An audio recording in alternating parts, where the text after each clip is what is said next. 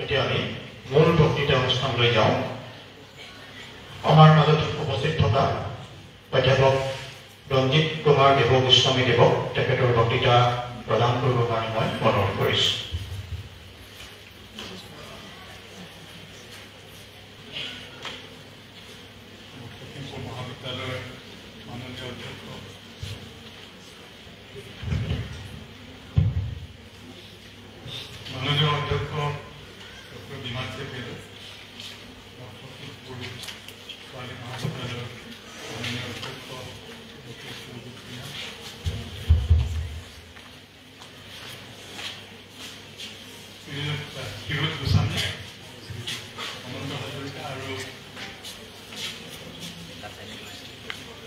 আলোচনা চক্ৰত অংশগ্ৰহণকাৰী প্ৰতিগৰাকী অধ্যাপক অধ্যাপিকা, প্ৰতিগৰাকী গৱেষক গৱেষিকা, ছাত্ৰ ছাত্ৰী আৰু অতিথিক নমস্কাৰ জনাই মোৰ বক্তব্য আৰম্ভ কৰিছোঁ। এইখন এখন নোহোৱা নথকা ধৰণৰ আলোচনা চক্ৰ। কাৰণ ইতিমধ্যে অধ্যক্ষ মহোদয়ে কোৱাৰ দৰে কিতাপৰ ইতিহাসৰ বিষয়ে এনেকুৱা আলোচনা চক্ৰ বছৰ আগতে মানে লিখা মেলা কিছু হৈছে আৰু আহি পেলাই ভাল লাগিছে, গোটেই পৰিৱেশটোৱে ভাল লাগিছে। ডক্টৰ ভূঞাক মই পাইছিলোঁ মানে ক'ব নোৱাৰোঁ। 2013 চনত আমি এখন আলোচনা চক্ৰত মিলিত হৈছিলোঁ উত্তৰ লখিমপুৰ বালিকা মহাবিদ্যালয়ত। তাৰ পৰিৱেশটো বৰ ভাল লাগিছিলে। মোৰ লগতে আছিলে প্ৰখ্যাত পণ্ডিত আহমেদাবাদৰ পৰা অহা হিন্দী ৰামকৃষ্ণ আৰু কলিকতাৰ ডক্টৰ ৰামকুমাৰ মুখোপাধ্যায়। আমি তিনিজনে লখিমপুৰ বালিকা মহাবিদ্যালয়ত আলোচনা চক্ৰত অংশগ্ৰহণ কৰিছোঁ। আৰু আচলতে আজি আহি পেলাই দেখিলোঁ ইয়াৰ মূল বক্তা হ'ব লাগিছিল শিৱচন্দ্ৰ গোস্বামী। আৰু বহু মানুহে নাজানে, অসমৰ বহু মানুহে নাজানে তেখেতে কি কাম কৰি আছে আৰু কোনেও নজনাকৈ কিছুমান কাম কৰি থাকে। কিন্তু তেখেতৰ ঘৰলৈ গ'লেহে কিছুমান কথা গম পোৱা যায়। আৰু মই তেখেতৰ ওচৰত চিৰকৃতজ্ঞ এটা কাৰণত বহু বছৰ ধৰি পেলাই মই আমাৰ হৰিবিলাস সাগৰলৈ উলিওৱা কীৰ্তন পুথিখন বিচাৰি ফুৰিছিলোঁ। সেইটো মোক বিশ্বেশ্বৰ হাজৰিকাই কৈছিলে যে গোলাঘাটত শিৱচন্দ্ৰ গোস্বামীৰ হাতত কপি এটা আছে। মই বিভিন্ন মানুহক কৈ পেলাই তেখেতক সুধিছিলোঁ যে ছাৰে জেৰক্স কপি এটা পাম নেকি, কিন্তু তেখেতে জেৰক্স কৰিবলৈ নিদিয়ে। কাৰণ নিদিয়াটোৱে স্বাভাৱিক, কাৰণ একদম পুৰণি কিতাপ। পিছত মই যেতিয়া তেজপুৰলৈ সৈতে যোগাযোগ কৰি দিব সেইখন ডিজিটাইজ কৰিব লাগে। আৰু মই কৈছোঁ যে মই ডক্টৰ এজন লৈ যাম, খুলিব লাগিব তাৰ ফটো উঠাবৰ কাৰণে। তেখেতে নালাগে, আপোনালোক আহক খালি। মই আৰু আমাৰ যিজনে ডিজিটাইজ কৰিছিলে তেওঁ বেংগালোৰৰ পৰা আহিছিলে। তেওঁ তাৰ নামটো আছিলে প্ৰিন্স আৰু মোৰ সহযোগী আছিলে আমাৰ সঞ্জীৱ পল ডেকা। আমি গোটেইকেইজনে অকল সেইখন ডিজিটাইজ কৰে নহয়, তেখেতৰ উত্তোলনীয় আতিথ্যৰ এটা হেৰিটোও পালোঁ, তাৰ উদাহৰণ এটাও পালোঁ। যি নহওক, সেইখন কিতাপ 1876 চনত প্ৰথমতে হৰিবিলাস সাগৰলৈ উলিয়াইছিলে। পিছত তাৰ এটা দ্বিতীয় সংস্কৰণ হ'ল 1882 চনত। কিন্তু তাৰ এটা পাত অকণমান কটাৰ কাৰণে আমি সেইখন 76 চনৰ নে 82 চনৰ সেইটো ঠাৱৰ কৰিব নোৱাৰিলোঁ। 1876 চনত হৰিবিলাস সাগৰলৈ সেইখন উলিওৱাৰ পিছত যিটো দ্বিতীয় সংস্কৰণ ওলাল, দ্বিতীয় সংস্কৰণ ওলোৱাৰ ঠিক পিছতে হেমচন্দ্ৰ বৰুৱাই তেখেতৰ আছাম নিউজত এই বিষয়ে এটা আলোচনা আগবঢ়াইছিলে। তাত তেখেতে কৈছে যে হৰিবিলাস সাগৰলৈ যিখন কিতাপ উলিয়ালে তাতে ইমান ভুল আছে।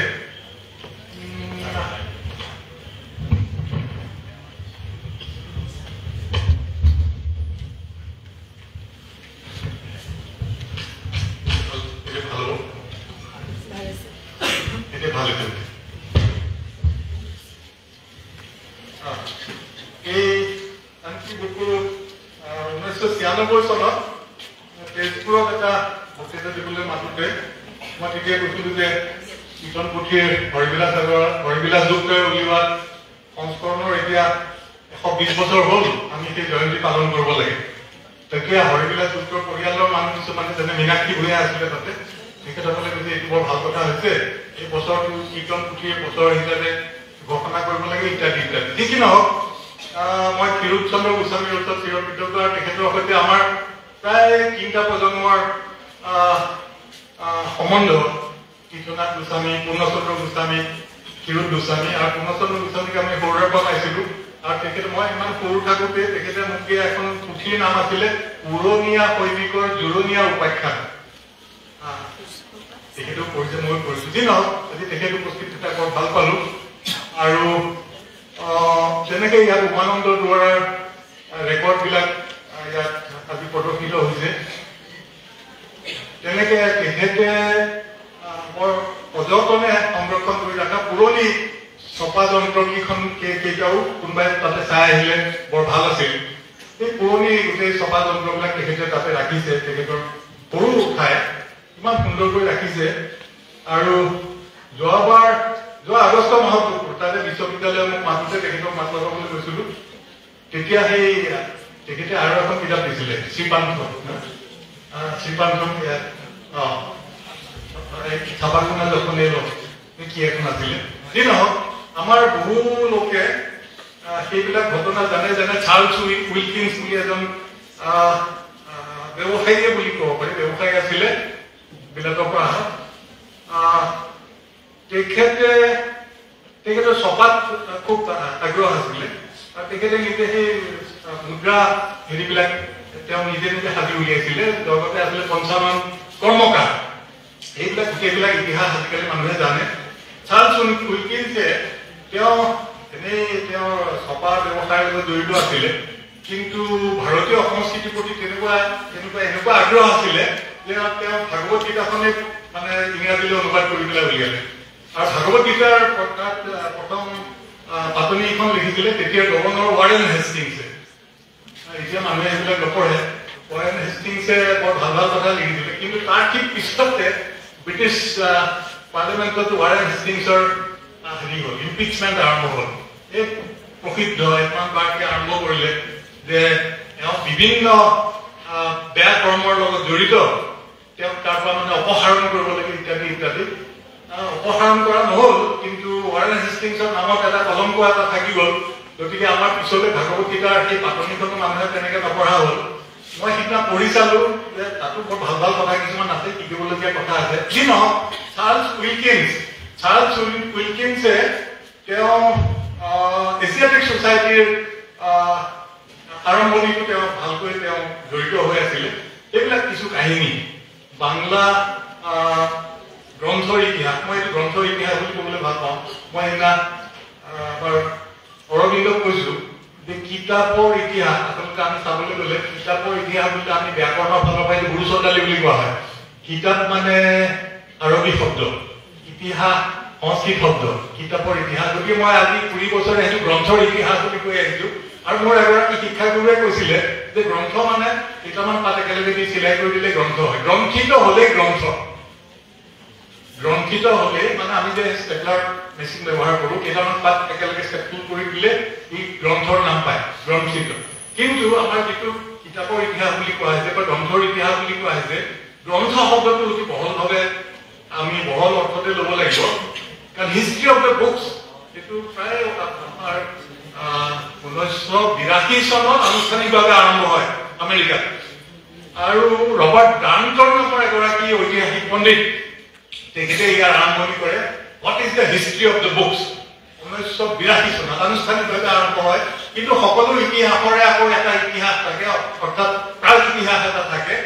তাৰ আগতেও বহুজন, এলিজাবেথ আইজেনষ্টাইন তেখেতে কিতাপ উলিয়াইছিলে, তাৰ আগতে বহুত উলিয়াইছে প্ৰিণ্টিঙৰ বিষয়ে, ছপাশালৰ বিষয়ে, ইউৰোপত ছপাশালে কেনেকৈ নৱজাগৰণ সৃষ্টি কৰিলে এইবিলাকৰ বিষয়ে আলোচনা হৈ আহিছে। কিন্তু 1982 চনৰ পৰা আনুষ্ঠানিকভাৱে ই আৰম্ভ হয় বুলি ক'ব পাৰি। আৰু আজি ইয়াত এটা কথা কোৱাটো দৰকাৰ, আমাৰ বুৰঞ্জীবিদসকলে বিভিন্ন নথিপত্ৰৰ আধাৰত বিভিন্ন ধৰণৰ বুৰঞ্জী লিখি আহিছে। ৰাজনৈতিক বুৰঞ্জী, সামাজিক বুৰঞ্জী, সাহিত্যৰ বুৰঞ্জী ইত্যাদি। এতিয়া মই আজি ইয়াতে এই মঞ্চত থিয় হৈ এটা কথা ক'ব পাৰোঁ, এই সকলোতকৈ বেছি গুৰুত্বপূৰ্ণ বোধ কৰোঁ গ্ৰন্থৰ ইতিহাস। কাৰণ প্ৰতিখন গ্ৰন্থৰে আঁৰত থকা ইতিহাস আমি যেতিয়া আয়ত্ত কৰি লওঁ, বোধ কৰোঁ তাতকৈ বহল পৰিসৰৰ আমি বুৰঞ্জী লিখিবলৈ সমৰ্থ হৈ পৰোঁ। যেনে এতিয়া 19 শতিকাৰ কথা কোৱা হৈছে 19 শতিকাৰ অসমৰ নৱজাগৰণত অসমীয়া কিতাপৰ ভূমিকা সেইটো এখন মহাভাৰত শব্দটো মই ব্যৱহাৰ কৰিছো এই কাৰণতে আমাৰ ৰামনৱমী নাটকৰ পাতনিত পণ্ডিত তীৰ্থনাথ শৰ্মাই এটা কথা কৈছিলে যে ৰামনৱমী নাটকৰ আঁৰত এখন মহাভাৰত হেঁচা খাই আছে আচলতে ক'বলৈ গ'লে প্ৰতিখন গ্ৰন্থৰে আঁৰত এখন মহাভাৰত লুকাই থাকে আমি সেই মহাভাৰতৰ বিভিন্ন অধ্যায়বিলাক আমি উলিয়াব পৰা নাই কিন্তু প্ৰায় প্ৰতিখন গ্ৰন্থৰ আঁৰতে মহাভাৰত লুকাই থাকে তাৰ এটা প্ৰাক ইতিহাস থাকে আকৌ পিছৰ কালৰ ইতিহাস থাকে যেনে আমাৰ প্ৰথমখন গ্ৰন্থ আমাৰ এইটো যোগেন ভূঞাই এটা কথা কৈছিলে যোগেন্দ্ৰ নাৰায়ণ ভূঞাই এটা কথা কৈছিলে যে আমাৰ শ্ৰীমন্ত শংকৰদেৱৰ দেশত প্ৰথম সভা গ্ৰন্থখন আছিল বাইবেলৰ অসমীয়া অনুবাদ ধৰ্ম পুস্তক এইখন 1813 চনত বুলি কোৱা হয় আচলতে 1820 চনত ওলাইছে আৰু এইটো 1813-1820 আমি দুইটাই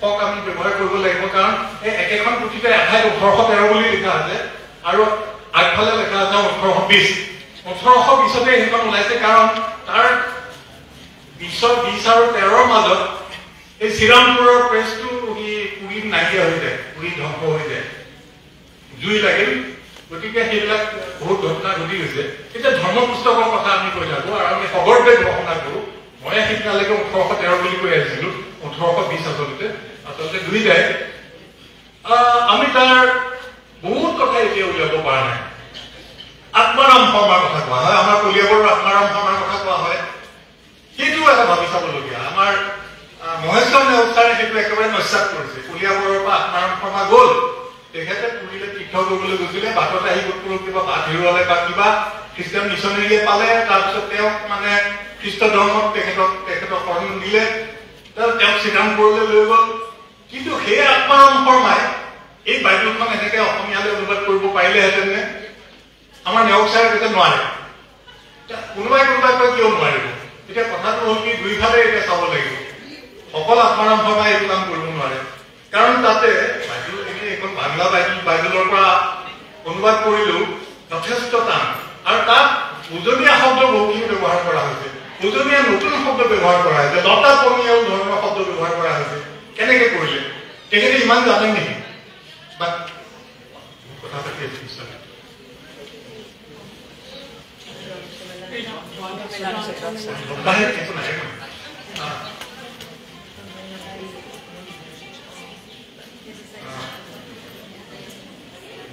এই আমি এতিয়া উলিয়াব পৰা নাই তাৰমানে আমাৰ নেওগ ছাৰে ক'ব খুজে যে উইলিয়াম কেৰী এজন সৰ্বভাষাবিদ বা বহু ভাষাবিদ পণ্ডিত আছিলে তেখেতে বহু ভাষা জানিছিলে আৰু তেখেতে কৰিছিল কিন্তু সেইটোতো আমাৰ উইলিয়াম কেৰীয়ে লতাপনীয় জাতীয় শব্দ ব্যৱহাৰ কৰিব পাৰিব সেইটোতো নহয় ইফালে কলিয়াবৰৰ আত্মাৰাম শৰ্মাই গোটেইখন কৰিব পাৰিব সেইটো নহয় কলিয়াবৰৰ আত্মাৰাম শৰ্মাৰ লগত নিশ্চয় আৰু কেইবাজন পণ্ডিত আছিলে এতিয়া কোন পণ্ডিত আছিলে আমি এতিয়ালৈকে উলিয়াব পৰা নাই আৰু অনুবাদটো কেনেকুৱা ধৰণৰ হৈছে আমি মোটামুটিকে ক'ব পাৰো যে উইলিয়াম কেৰী একদম মাজতে বহি লৈছে বাকীবিলাক পণ্ডিত লগতে আছে কিছুমান বাংলা ছবিও আছে দেই কেনেকে বাইবেল অনুবাদ কৰিছিলে মাজতে উইলিয়াম কেৰী বহি লয় হয় তেওঁ বহু ভাষা জানিছিলে হিন্দুস্তানী পাৰ্গত আছিল অসমীয়া কিছু জানিবও পাৰে কিন্তু এই কিন্তু এটা থাকি যায় এই ইতিহাসত এই কিন্তুবিলাক বহুত আছে ধৰ্ম পুস্তকৰে হওক অন্য গ্ৰন্থৰে হওক যি নহওক ধৰ্ম পুস্তকৰ ইতিমধ্যে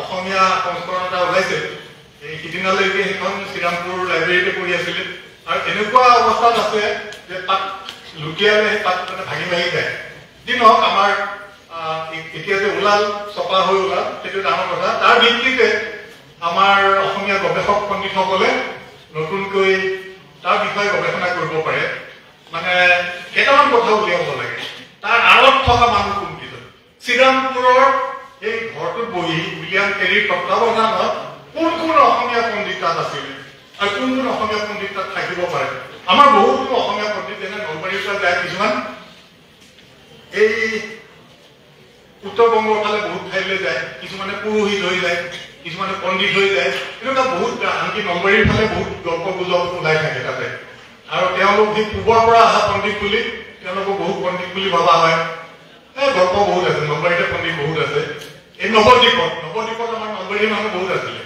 তেওঁলোকে কোনোবাই শাস্ত্ৰী উপাধি ল'বৰ কাৰণে যায় কোনোবাই তীৰ্থ উপাধি ল'বৰ কাৰণে যায় আনকি আনকি নলবাৰীৰ এজন পণ্ডিতে মোক এবাৰ কৈছিলে যে তাতে তেওঁলোকৰ বিবাদ হয় সংস্কৃতৰ এটা বৰ ডাঙৰ কথা কি ইজন পণ্ডিতে সিজন পণ্ডিতৰ লগত আমাৰ যেনেকে বিয়া ঘৰবিলাকত দৰাৰ পক্ষ পুৰোহিত আৰু কন্যা পক্ষ পুৰোহিতৰ মানে কাজিয়া আৰম্ভ হয় এইবিলাক জীৱনৰ বাটত উপন্যাসত আছে ইফালে এজনে কিবা এটা কয় সিফালে এজনে কিবা এটা কয় সংস্কৃত পণ্ডিতসকলৰ মাজতো তেনেকুৱা বাদ বিবাদৰ কথা আছে তেনেকুৱা বিবাদ চলি থাকোঁতে বোলে কোনোবাই ক'লে ইয়াতে এজন বিচাৰক এজন লাগে আৰু বিচাৰকজন হ'ব লাগিব আমাৰ নলবাৰীৰ পৰা যোৱা এজন পণ্ডিত আচলতে তেওঁ পণ্ডিত নহয় তেওঁ হেৰি আছিলে ৰান্ধনি আছিলে কিন্তু তেওঁকে মাজত বহুৱাই দিলে তেওঁতো দুই পক্ষৰ কথা একো বুজা নাই তাৰপিছত ক'লে যে তোমালোকৰ দুই সকলোকে মই সুধিছো যে কৰ এই হেণ্ডেলডাল যে তললৈ আহে ওপৰলৈ কেনে নগ'ল কোনেও একো ক'ব নোৱাৰিলে এই তেনেকুৱা কিছুমান প্ৰশ্ন সোধা যি কি নহওক সেইটো এতিয়া নলবাৰীৰ মানুহো হ'ব পাৰে আমাৰ উজনিৰ মানুহো হ'ব পাৰে ধৰ্ম পুস্তকৰ আঁৰত কোন কোন আছিলে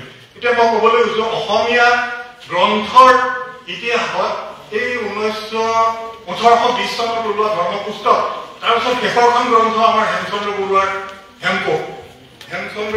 হেমকোষ এখন তেখেত ঢুকোৱাৰ 4 বছৰৰ পিছত ওলা হেমচন্দ্ৰ বৰুৱাৰ মৃত্যু হৈছিলে 1896 চনত 96 চনলৈকে তেখেতে বহুত চেষ্টা কৰিও হেমকোষখন উলিয়াব নোৱাৰিলে কাৰণ প্ৰকাণ্ড এখন কিতাপ এখন কোনে উলিয়াব তাৰ আগতে পৰাশলীয়া অভিধান বুলি এখন কিতাপ উলিয়ালে সেইখন উলিয়াব পৰা ধৰণৰ কাৰণ সৰু কলেবৰৰ কিন্তু এইখন উলিয়াব নোৱাৰিলে আৰু পিছলে হেমচন্দ্ৰ বৰুৱা স্বৰ্গী হোৱাৰ পিছত আমাৰ বিশেষকৈ হেমচন্দ্ৰ গোস্বামীৰ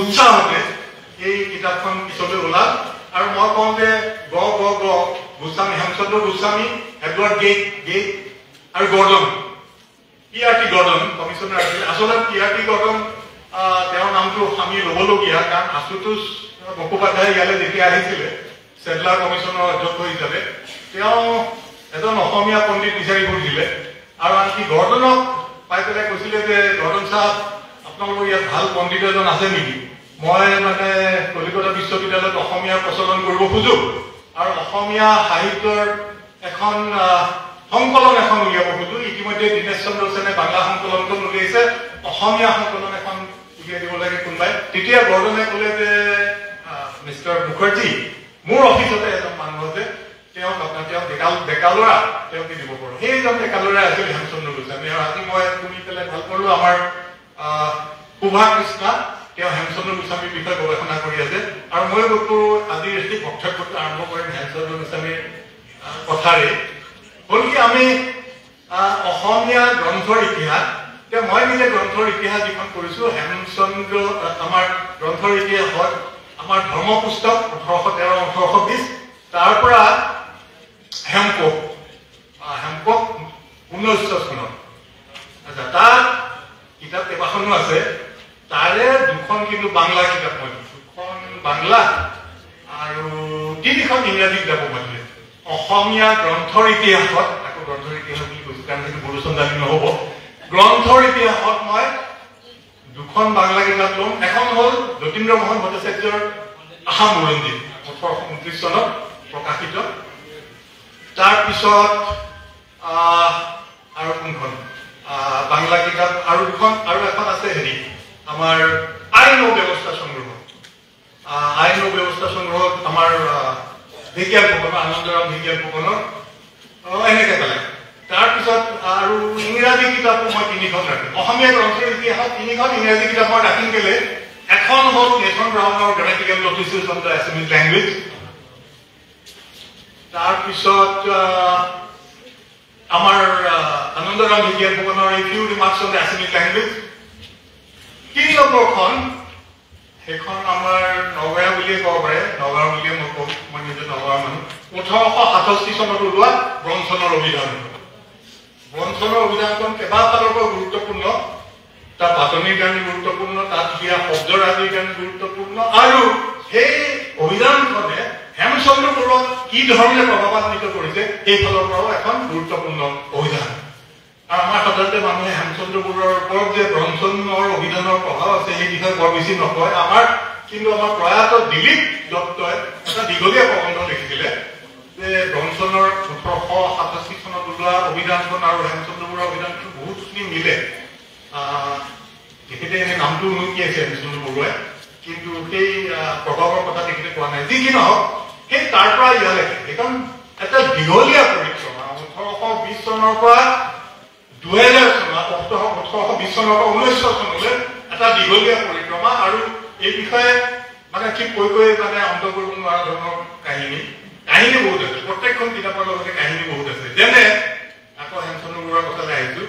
মই মানে এটা সময়ত আজি 40-45 বছৰমান আগতে আমাৰ অতুল চন্দ্ৰ হাজৰিকা ছাৰৰ প্ৰতিবেশী আছিল ছাৰৰ তাত গৈ পেলাই মাজে মাজে কেতিয়াবা বহিছো দুবাৰ তিনিবাৰ বহিছো আৰু মই হেমচন্দ্ৰ বৰুৱাৰ বিষয়ে 1969 চনত প্ৰকাশত দুটা দীঘলীয়া প্ৰবন্ধ লিখিছিলো তাৰ প্ৰতিবাদ স্বৰূপে অতুল চন্দ্ৰ হাজৰিকাই দুটা সংখ্যা প্ৰকাশত কিবা লিখিছিলে বেনুধৰ কমাই লিখিছিলে ককাই আৰু অতুল চন্দ্ৰ হাজৰিকাই লিখিছিলে অতুল চন্দ্ৰ হাজৰিকাই কিছুমান কথা কৈছিলে কাৰণ তেখেতো উজান বজাৰৰ মানুহ হেমচন্দ্ৰ বৰুৱাও উজান বজাৰৰ মানুহ আছিলে অকণমান কেইগছমান আঁতৰত অতুল চন্দ্ৰ হাজৰিকা তাৰ দুই ঠাইত থাকে তাৰ পৰা কেইগছমান আঁতৰত মাত্ৰ হেমচন্দ্ৰ বৰুৱাক তেখেতে লগ পোৱা নাই কেতিয়াও কাৰণ তেখেত 1896 চনতে ঢুকাইছে আমাৰ অতুল চন্দ্ৰ হাজৰিকা তাৰ এটা কাহিনী কৈছিলে সেইটো মই বহুত সভাত মই কৈছো তাৰমানে হেমচন্দ্ৰ বৰুৱাটোৰ দিনে ৰাতিয়ে সেইটো কামতে লাগি থাকে ৰাতি খুব কম সময় শুৱে আৰু অকলশৰীয়া মানুহ তেওঁক এগৰাকী বিধৱা মহিলাই তেখেতক বহুত ভাত পানী ৰান্ধি দিয়ে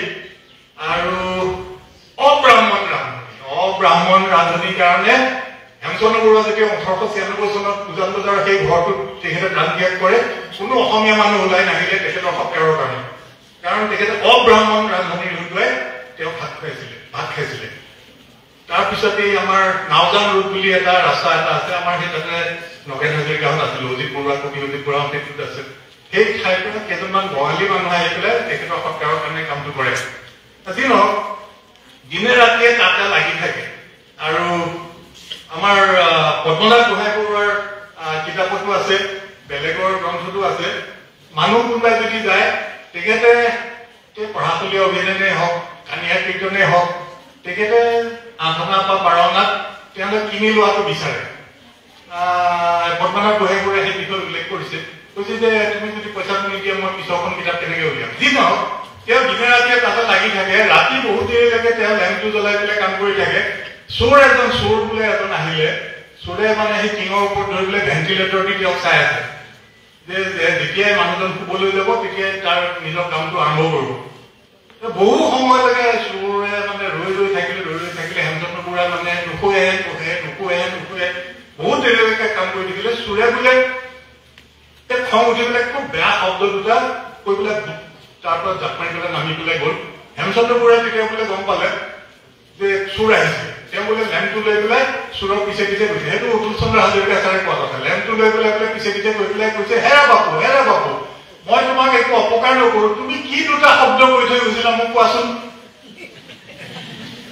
তেওঁ শব্দ দুটা লাগে এটা বেয়া শব্দ দুটা কৈ থৈ গৈছে কাৰণ খং উঠি পেলাই কি বেয়া শব্দই কব যে দুৰ্ভাগ্যক্ৰমে সেই দুটা শব্দ হেমকোষত নোসোমাল কাৰণ চোৰ পলাল তাৰ পৰা যি নহওক হেমচন্দ্ৰ বৰুৱাৰ সেইখনৰ লগত বহু কাহিনী জড়িত আছে এটা কাহিনী কৈ পেলাই মই শেষ কৰিম অন্য কথালৈ আহিম এই তেখেত ঢুকোৱাৰ পিছত হেমচন্দ্ৰ গোস্বামী এডৱাৰ্ড গেট গৰ্ডনে বহু চেষ্টা কৰিলে তাৰপিছত সেইবিলাক প্ৰেছত সেইবিলাক কম্প'জ কৰিব লাগে তাৰপিছত আৰু পাণ্ডুলিপিখিনি আছিলে অসম ছেক্ৰেটেৰিয়েট প্ৰেছত অসম ছেক্ৰেটেৰিয়েট প্ৰেছ আমাৰ 1870 চনৰ মানৰ পৰা অসমৰ 6টা ছপাশালৰ অন্যতম আছিল অসম ছেক্ৰেটেৰিয়েট প্ৰেছ আৰু সেই আমাৰ পুৰণি হেমকোষখন অসম ছেক্ৰেটেৰিয়েট প্ৰেছৰ পৰাই ওলাইছে কিন্তু সেইখন তাৰ পাণ্ডুলিপি থাকিল 1897 চনৰ সেই বৰ ভূঁইকঁপত গোটেই ঘৰটো পৰি গ'ল আৰু সেইখন তললৈ গুচি গ'ল এই গেট গৰ্ডন আৰু গোস্বামী তেওঁলোকে হেমচন্দ্ৰ গোস্বামী কম কাম কৰা নাই খান্দি হেমকোষক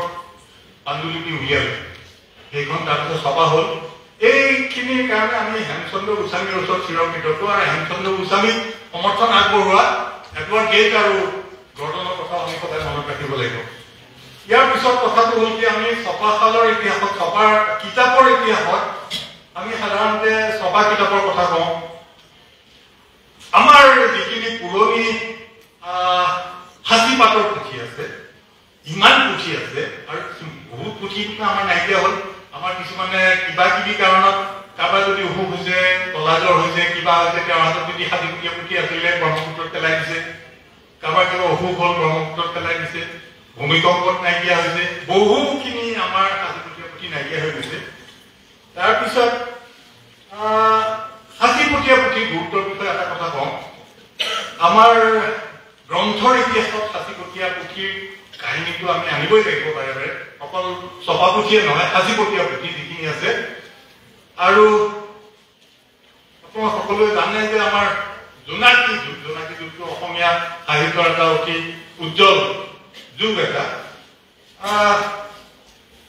প্ৰথম 5টা সংখ্যা জোনাকীত আমাৰ হেমচন্দ্ৰ গোস্বামীয়ে অসমীয়া ভাষাৰ বিষয়ে 5টা প্ৰবন্ধ লিখে 5টা প্ৰবন্ধ অসমীয়া ভাষা 5টা প্ৰবন্ধ লিখে আৰু তাত মোটামুটি কৈ আমাৰ পিছৰ প্ৰজন্মৰ যিখিনি ইতিহাসবিদ আছে সাহিত্যৰ ইতিহাসবিদ আছে তেওঁলোকৰ কাৰণে এটা খচৰা এটা কৰি দিয়াৰ নিচিনা কাম এটা কৰিলে কাৰণ ইফালে হেম সৰস্বতী বা মাধৱ কন্দলী শংকৰদেৱ মাধৱদেৱ এনেকে পেলাই আনি তেখেতে মোটামুটিকৈ এটা হেৰি প্ৰস্তুত কৰিলে কিন্তু কিহৰ ভিত্তিত কাৰণ তেতিয়াতো গোটেইখিনি ছপা পুথি তেওঁ পোৱা নাই 1876 চনতহে হৰিবিলাস গুপ্তই কীৰ্তনখন উলিয়াইছে আৰু খুব কমহে সংখ্যক কিতাপে ছপা পুথিৰ মুখ দেখিছে গতিকে তেখেতে বেছিখিনিয়ে তেখেতে সেই সাঁচিপতীয়া পুথি পঢ়িছে সাঁচিপতীয়া পুথি এইটো তেনেকে তোলে প্ৰথম কাপিটো খুলিব তাৰপিছত এটা এটা পাতি উলিয়াব এই মানুহজনে আমি ধৰি লওঁ যে তেওঁ 150-200 সাঁচিপতীয়া পুথি পঢ়িছে আৰু সেইবিলাক সাধাৰণতে পুৰণি পুথি গোটেই চাফা কৰি ল'ব লাগিব ভালকে চাফা কেতিয়াবা আকৌ বহুদিন ব্যৱহাৰ নকৰা সাঁচিপাতখিনি তাতে ওপৰত হেৰি লাগে কেতিয়াবা ধৰিব নোৱাৰা হৈ যায় চাফা কৰি পেলাই পঢ়িব ধৰিব সেই গোটেই 150-200 পুথি পঢ়াৰ পিছত তেওঁ সেই বিষয়ে লিখিব ৰাম সৰস্বতীৰ বিষয়ে লিখিব শংকৰদেৱৰ বিষয়ে লিখিব মাধৱদেৱৰ বিষয়ে লিখিব ইত্যাদি ইত্যাদি যিখিনি জোনাকীৰ প্ৰথম কিতাপ 5টা সংখ্যাত আছে অসমীয়া ভাষা তাৰ ঠিক পিছতে মানে 5টা সংখ্যা যোৱাৰ পিছতে তেওঁ যিটো কাম কৰিলে সেইটো এটা অসমীয়া কবিতা যিটো কবিতাৰ কথা সকলোৱে জানে যিটো কবিতাক অসমীয়া ভাষাৰ প্ৰথম সনেট বুলি কোৱা হয় প্ৰিয়তমাৰ চিঠি এই বিষয়ে মই আগতে কৈছো আকৌ কওঁ আৰু যিহেতু আমাৰ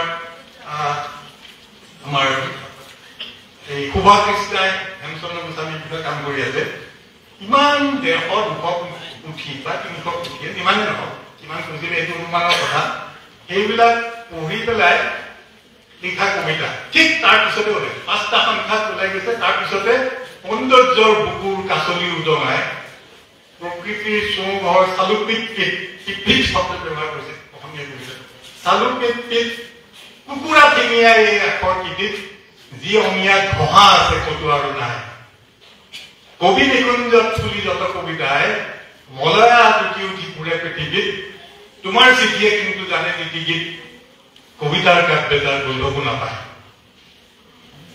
এনেকে এনেকে ফুল ফুলে সৰি যায় শুকাই বননি বসন্তৰ কুঁহিপাত ৰ'দত লেৰেলে তোমাৰ চিঠিয়ে কিন্তু জানে কি মোহনী নহয় মোহনী নিতৰ নোহোৱা বাঁহী ন ফুল মেলে যত শুনো চুমা খাওঁ নেলাগে আমনি হৃদয়ত হেঁপাহৰ ফুটা তৰা ধৰে ইয়াতে ঘঁহা শব্দটো ব্যৱহাৰ কৰিছে সৌন্দৰ্যৰ বুকুৰ কাছলি উদঙাই প্ৰকৃতিৰ চৌঘৰ চালুপিত কুকুৰা ঠেঙীয়াই এই আখৰ কীৰ্তিত যি অসমীয়াত ঘঁহা আছে ক'তো আৰু নাই কবি নিকুঞ্জত ফুলি যত কবিতা ইত্যাদি ইত্যাদি এতিয়া আমাৰ গোলাঘাটৰ মানুহ আছে গোস্বামী আছে ইয়াত আন এজন বহি আছে গোলাঘাটৰ ঘনশ্যাম বৰুৱাৰ পৰা আমাৰ এগৰাকীয়ে এই সাঁচিপাতৰ গোটেই প্ৰক্ৰিয়াটো বুজি লয় আৰু পিছত সেইখিনিকে তেওঁ এই ইতিহাস পুথিত সেইখিনি সন্নিৱিষ্ট কৰে তাত অৱশ্যে তাত ঘনশ্যাম বৰুৱাৰ নামটো লোৱা নাই কিন্তু পিছত আমি এখন নথিৰ ভিত্তিত আমি জানিব পাৰিছো যে ঘনশ্যাম বৰুৱাৰ পৰা গোটেইখিনি লয়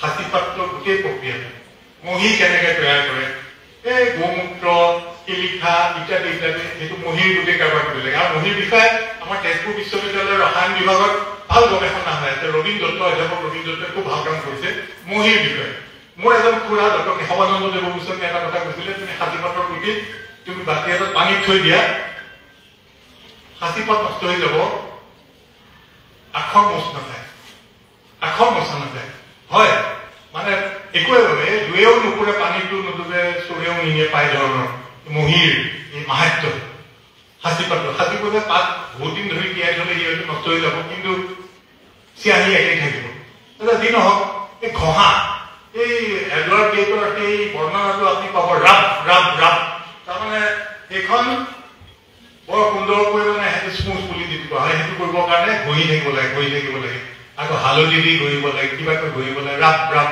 যি অসমীয়াত ঘঁহা আছে ক'তো আৰু নাই কবি নিকুঞ্জত তুলিত কবিতাই মলয়া পুথি উঠিপুৰে প্ৰথমতে কোৱা যায় আমাৰ সেইটো এটা প্ৰেমৰ কবিতা বুলি হয় এটা কবিতা বহুত ধৰণৰ অৰ্থ থাকিব পাৰে প্ৰেমৰ কবিতা আৰু মই আগতে ভাবিছিলো তেওঁ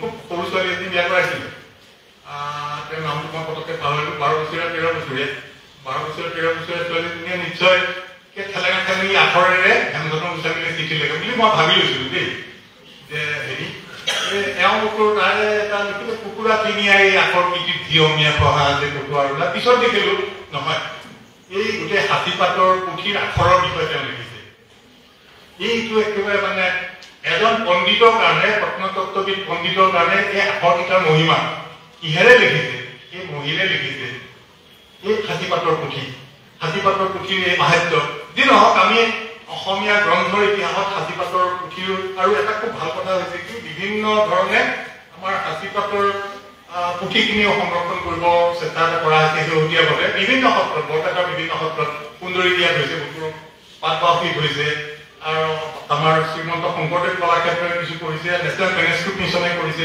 বিভিন্ন মানুহৰ তাত যিখিনি আৰু আজিকালি এটা ভাল কি আমাৰ মোবাইলেৰে ছবি তুলি ল'ব পাৰে সিদিনালৈকেতো আমাৰ কিছুমান পুথিৰ দ্বিতীয় এখন দুখীয়া নকল কৰা নগৈছিলে এইখিনি এটা কথা কওঁ আমাৰ প্ৰথমখন গ্ৰন্থ প্ৰহ্লাদ চৰিত্ৰ হেমচুন হেম সৰস্বতী এইখনৰ আৰু আমি দ্বিতীয় এটা প্ৰতিলিপি নাপালো আমাৰ হেৰিয়ে মেধি কালিৰাম মেধি ডাঙৰীয়ে মাত্ৰ দুটা প্ৰতিলিপি পাইছিলে এটা বৰপেটাৰ আৰু এটা তেখেতৰ নিজৰ ঠাই আৰু বৰপেটাৰ যিটো প্ৰতিলিপি পাইছিলে সেইটো বিভিন্ন ভুলেৰে ভৰা বুলি সেইখিনি তেখেতে সেইটো বাদ দিলে তাৰপিছত এইটো ৰামদিয়াৰ এটা প্ৰতিলিপি আছে ৰামদিয়াৰ তেখেতৰ নিজৰ ঠাই ৰামদিয়া আৰু এটা আছিল বৰপেটাৰ তেওঁ ৰামদিয়াৰকে গ্ৰহণ কৰি এইটো সম্পূৰ্ণৰূপে বৰ্জন কৰিলে এতিয়া তাৰ বাহিৰে আমি অন্য এটা প্ৰতিলিপি আজিলৈকে নাপালো যিহৰ ভিত্তিত আমি হয়তো আমাৰ যিখন অসমৰ প্ৰথমখন গ্ৰন্থ বুলি আমি ক'ব পাৰিলোহেঁতেন তাৰ প্ৰতিলিপি এটা এতিয়ালৈকে নোলাল এতিয়া বিভিন্ন কাৰণ থাকিব পাৰে আমাৰ অনৱধানবশতঃ কি হয়তো নাইকিয়া হৈ গ'ল বা আমাৰ বিভিন্ন দুৰ্যোগ হৈছে আমাৰ কিমানটা ভূমিকম্প হৈছে 1897 কথা ক'লো 1950 চনতো বহুত নাইকিয়া হ'ল তাৰপিছত এই যে 19বিংশ শতিকাৰ প্ৰথম ভাগতে বিভিন্ন মানৰ আক্ৰমণ এই এটাৰ পিছত এটা কিমান ঘটনা ঘটি গৈছে গতিকে ঠিক বংগৰ সৈতে আমাৰ তুলনা নহয় বংগত তেতিয়া ব্ৰিটিছ শাসনৰ একেবাৰে জয় জয়কাৰ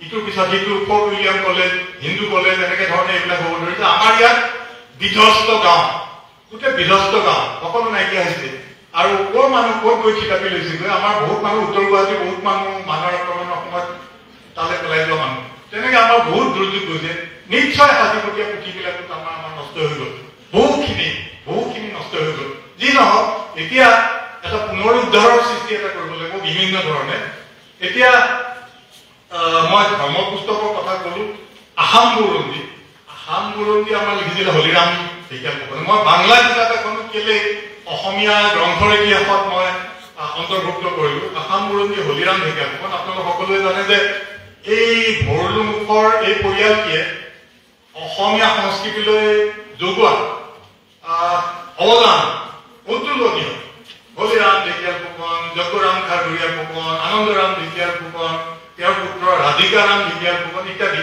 গোটেই ঢেকীয়াল ফুকন একবাৰে তৰুণৰাম ফুকনলৈকে আনকি আমাৰ তৰুণৰাম ফুকনৰ পিতৃ বলৰাম ফুকনে আমাৰ 19বিংশ শতিকাৰ শেষৰ ফালে আমাৰ কটন কলেজিয়েট স্কুলত এখন সভা বহিছিলে তাত আমাৰ অসমীয়া ভাষাৰ পুনৰুদ্ধাৰৰ কাৰণে এটা চেষ্টা কৰিছিল বলৰাম ফুকনে গোটেই কামটো কৰিছিলে আৰু সেইখন সভাত পৌৰোহিত্য কৰিবৰ কাৰণে তেতিয়া অসমৰ এজন পূৰ্বৰ ৰজা কন্দৰ্পেশ্বৰ সিংহক মাতি আনিছিল মানে আহোম ৰজা এজনে আধুনিক বুলিয়ে কৈছো আধুনিক অসমত এখন চৰকাৰী বিদ্যালয়ত বহা এটা অনুষ্ঠানত পৌৰোহিত্য কৰাৰ আৰু দ্বিতীয় উদাহৰণ এটা বৰ্তমান নাই। কন্দৰপেছৰ সিংহই পৌৰোহিত্য কৰা এখন সভাত এখন বগাৰাম ফুকনে মানে গোটেই সংগঠন কৰিছিলে। যি নহওক তেওঁলোকৰ গোটেই হলিৰাম ঢেকীয়ালখন আচলতে তেওঁলোক বৰুৱা আছিলে। আমাৰ চন্দ্ৰকান্ত সিংহ স্বৰ্গদেৱে এজনক পাতিলে ঢেকীয়াল ফুকন, সেইকাৰণে হলিৰাম ঢেকীয়াল ফুকন হ'ল। আৰু তেওঁৰ ভায়েক যজ্ঞৰাম বৰুৱা, তেওঁ যজ্ঞৰাম খাৰঘৰীয়া ফুকন হ'ল। আৰু সেইটো হৈ পেলাই ভালেই হ'ল। নহ'লে আমি 19বিংশ শতিকাতে দুজন আনন্দৰাম বৰুৱা পালোহেঁতেন। যদি আনন্দৰাম ঢেকীয়াল ফুকন নহ'লেহেঁতেন তেওঁ আনন্দৰাম বৰুৱাই হ'লহেঁতেন। গতিকে ইজন আনন্দৰাম বৰুৱাৰ লগত এটা খেলি এটা হ'লহেঁতেন। গতিকে আমি চন্দ্ৰকান্ত সিংহ স্বৰ্গদেৱৰ ওচৰত চিৰকৃতজ্ঞ। যি নহওক এই আসাম বুৰঞ্জীখন হলিৰাম ঢেকীয়াল ফুকনে লিখিছিলে বাংলা ভাষাত। এইখন আমাৰ অসমীয়া গ্ৰন্থৰ ইতিহাসত এখন গুৰুত্বপূৰ্ণ কিতাপ, এইকাৰণে যে অসমৰ বিষয়ে এখন গুৰুত্বপূৰ্ণ গ্ৰন্থ পোন প্ৰথমবাৰৰ বাবে প্ৰকাশিত হৈছে। সেইটো 1 নম্বৰ। 2 নম্বৰ, বাংলা ভাষাৰ প্ৰথম বুৰঞ্জী গ্ৰন্থ অসমৰ হলিৰাম ঢেকীয়াল ফুকনে লিখা, এই ফালৰ পৰা গুৰুত্বপূৰ্ণ। আৰু 4টা খণ্ড ওলাইছিলে, পিছত এটা খণ্ড কৰি পেলাই উলিয়াইছে কটন কলেজৰ প্ৰাক্তন অধ্যাপক যতীন্দ্ৰ মোহন ভট্টাচাৰ্য ছাৰে। যতীন্দ্ৰ মোহন ভট্টাচাৰ্য পিছলৈ গুৱাহাটী বিশ্ববিদ্যালয়ৰ শিক্ষক হৈ পেলাই তাত গৈছিলে। তাৰ পৰাই তেখেতে অৱসৰ গ্ৰহণ কৰে। মই সৰু থাকোঁতে তেখেতক এবাৰ লগ পোৱাৰ সৌভাগ্য হৈছিলে। যতীন্দ্ৰ মোহন ভট্টাচাৰ্য, আমি অসমীয়াবিলাকে তেওঁৰ প্ৰাপ্য সন্মান আমি দিব নোৱাৰিলোঁ। আৰু তেখেতৰ এটা আপুৰুগীয়া পুথিভঁৰাল এটা আছিল। মই মোৰ পিতৃৰ সৈতে তেখেতৰ ঘৰলৈ গৈছিলোঁ, আনগাঁৱৰ ঘৰলৈ। আৰু তেখেতে বিভিন্ন গ্ৰন্থ তেতিয়াৰ দিনত পইচা পাতি দি সংগ্ৰহ কৰিছিলে। ব্ৰিটিছ লাইব্ৰেৰীৰ পৰা কিতাপ বনাইছিলে। কিবা কিবি কিছুমান এইখন মই আনাইছো, সিদিনা এইখন 1 টকা 8 অনা লৈছে, এইখনৰ 2 টকা 12 অনা লৈছে। তেতিয়া 2 টকা 12 অনা যথেষ্ট, মানে 60 চনত। আৰু ঘৰতে মানে দুটালা কৰি লৈছে, এই দৰ্জা বেৰা দি পেলাই ওপৰ খাপত ফুটকে উঠি যায়। এইখন আমি বোলে এইখন মই ব্ৰিটিছ মিউজিয়ামৰ পৰা আনিছো, 25 টকা লৈছে, এনেকুৱা ধৰণৰ কথা। পিছত আকৌ এবাৰ তেখেতক মই বুৰঞ্জী আৰু পুৰাতত্ব বিভাগত লগ পাইছিলো। আৰু তেখেতৰ ছোৱালী এজনী আমাৰ লগতে পঢ়িছিলে। তেওঁ এতিয়া তেখেতৰ পুথিভঁৰালটো চোৱা চিতা কৰে। যাদৱপুৰ বিশ্ববিদ্যালয়ৰ ওচৰতে নেশ্যনেল ইনষ্টিটিউট য'ত আছে, তাতে এই যতীন্দ্ৰ মোহন ভট্টাচাৰ্যৰ পুথিভঁৰালটো সংৰক্ষিত হৈছে। আমি যদি তেখেতক প্ৰাপ্য সন্মান দিব পাৰিলোহেঁতেন, সেইটো বস্তু অসমতে থাকিলেহেঁতেন। আপুৰুগীয়া এটা গ্ৰন্থাগাৰ। যি নহওক, তেখেতে মুখ্যতঃ পুস্তকালয়ৰ পৰা ওলোৱা আসাম বুৰঞ্জীখন, সেইখন এখন গুৰুত্বপূৰ্ণ এখন গ্ৰন্থ। আৰু বৰ দুৰ্ভাগ্যৰ কথা, এটা সময়ত আমাৰ মণিতীৰ্থ ওলাইছিলে, আমাৰ মহেন্দ্ৰ বৰা সম্পাদিত। তাত কোনোবাই লিখিছিলে যে এইখন কিতাপ বন্ধ কৰিবলৈ। তাত অসমীয়াৰ বিষয়ে বেয়া কথা লিখা আছে। অসমীয়াৰ বিষয়ে কি বেয়া কথা লিখা আছে? মানে সেইটো তেতিয়াৰ দিনৰ কথা আৰু সমসাময়িক জীৱনৰ মানে গোটেইখিনি হেৰি পৰিছে। যেনে যে অসমীয়া মানুহে খুব তামোল খায়, তেখেতে নিজৰ কথা লিখে, তামোল ভক্ষণ কৰে। তামোল 10জন অসমীয়া মানুহ থাকিলে গোটেই পিক পেলাই পেলাই গোটেই ঠাইখিনি নষ্ট কৰি পেলাই। সেইটো অসমীয়াৰ বিষয়ে বেয়া কথা নহয়, সেইটো সঁচা কথা। 2 নম্বৰ কথা যে তাত মহিলাই, অলপ উচ্চ বৰ্ণৰ মহিলাইও খুব বেয়া কাম এটা কৰে। বোলে কি বোলে তাঁত বয়, সেইবিলাক কথা। তাৰমানে তেতিয়াৰ দিনত তাঁতশালৰ কথাটো বেয়া বুলি ভাবিছিলে, উচ্চ বৰ্ণৰ মানুহে এইবিলাক কাম কৰিব নাপায়, এনেকুৱা ধৰণৰ। তাৰপিছত আৰু সেই প্ৰাচীনপন্থী আৰু সেই তেনেকুৱা ধৰণৰ কথা আনকি হেমকোষতো আছে।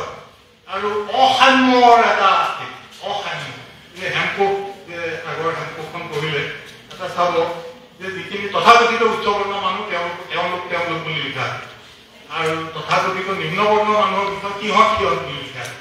সিহঁতে অমুক কৰে, সিহঁতে তমুক কৰে।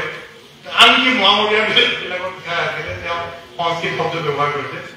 স্বপাপিষ্ট চতুৰ্ধিক, আগৰ কিতাপটো ইমান পাপিষ্ট, এনেকুৱা ধৰণৰ কথা আছে। সেই অসাম্যৰ এটা হেৰি এটা তাত আছে। সেইবিলাক হলিৰাম ঢেকীয়াল ফুকনতো আছে, হেমকোষতো আছে। আৰু যি নহওক, এই আসাম বুৰঞ্জীখন মই ইয়াতে অন্তৰ্ভুক্ত কৰিলো। তাৰপিছত এই বুৰঞ্জী বিবেক ৰত্ন, সেইখন পিছলৈ ছপা হৈ ওলাইছে। বুৰঞ্জী বিবেক ৰত্ন সেইখন মণিৰাম দেৱান। আৰু মণিৰাম দেৱান আপোনালোকে সকলোৱে জানে যে এজন আমাৰ তেতিয়া এজন মুখিয়াল মানুহ আছিলে। আৰু তেওঁ ব্ৰিটিছৰ সৈতে সহযোগিতা কৰিলে প্ৰথম। পিছত ব্ৰিটিছে দেখিলে মানুহজন বৰ হেৰি নহয়, আৰু তেওঁ কি হ'ল আমি সকলোৱে জানো। কিন্তু এইকেইটা কাম তেওঁ কৰি থৈ গৈছে। যেনে বুৰঞ্জী বিবেক ৰত্নখন লিখি গ'লে আমি বুৰঞ্জী বিবেক ৰত্ন গোটেইখিনি আমি নাপালো কাৰণ সেইখন বহুত দিন ধৰি পেলাই বুৰঞ্জী আৰু পুৰাতত্ব বিভাগত আছিলে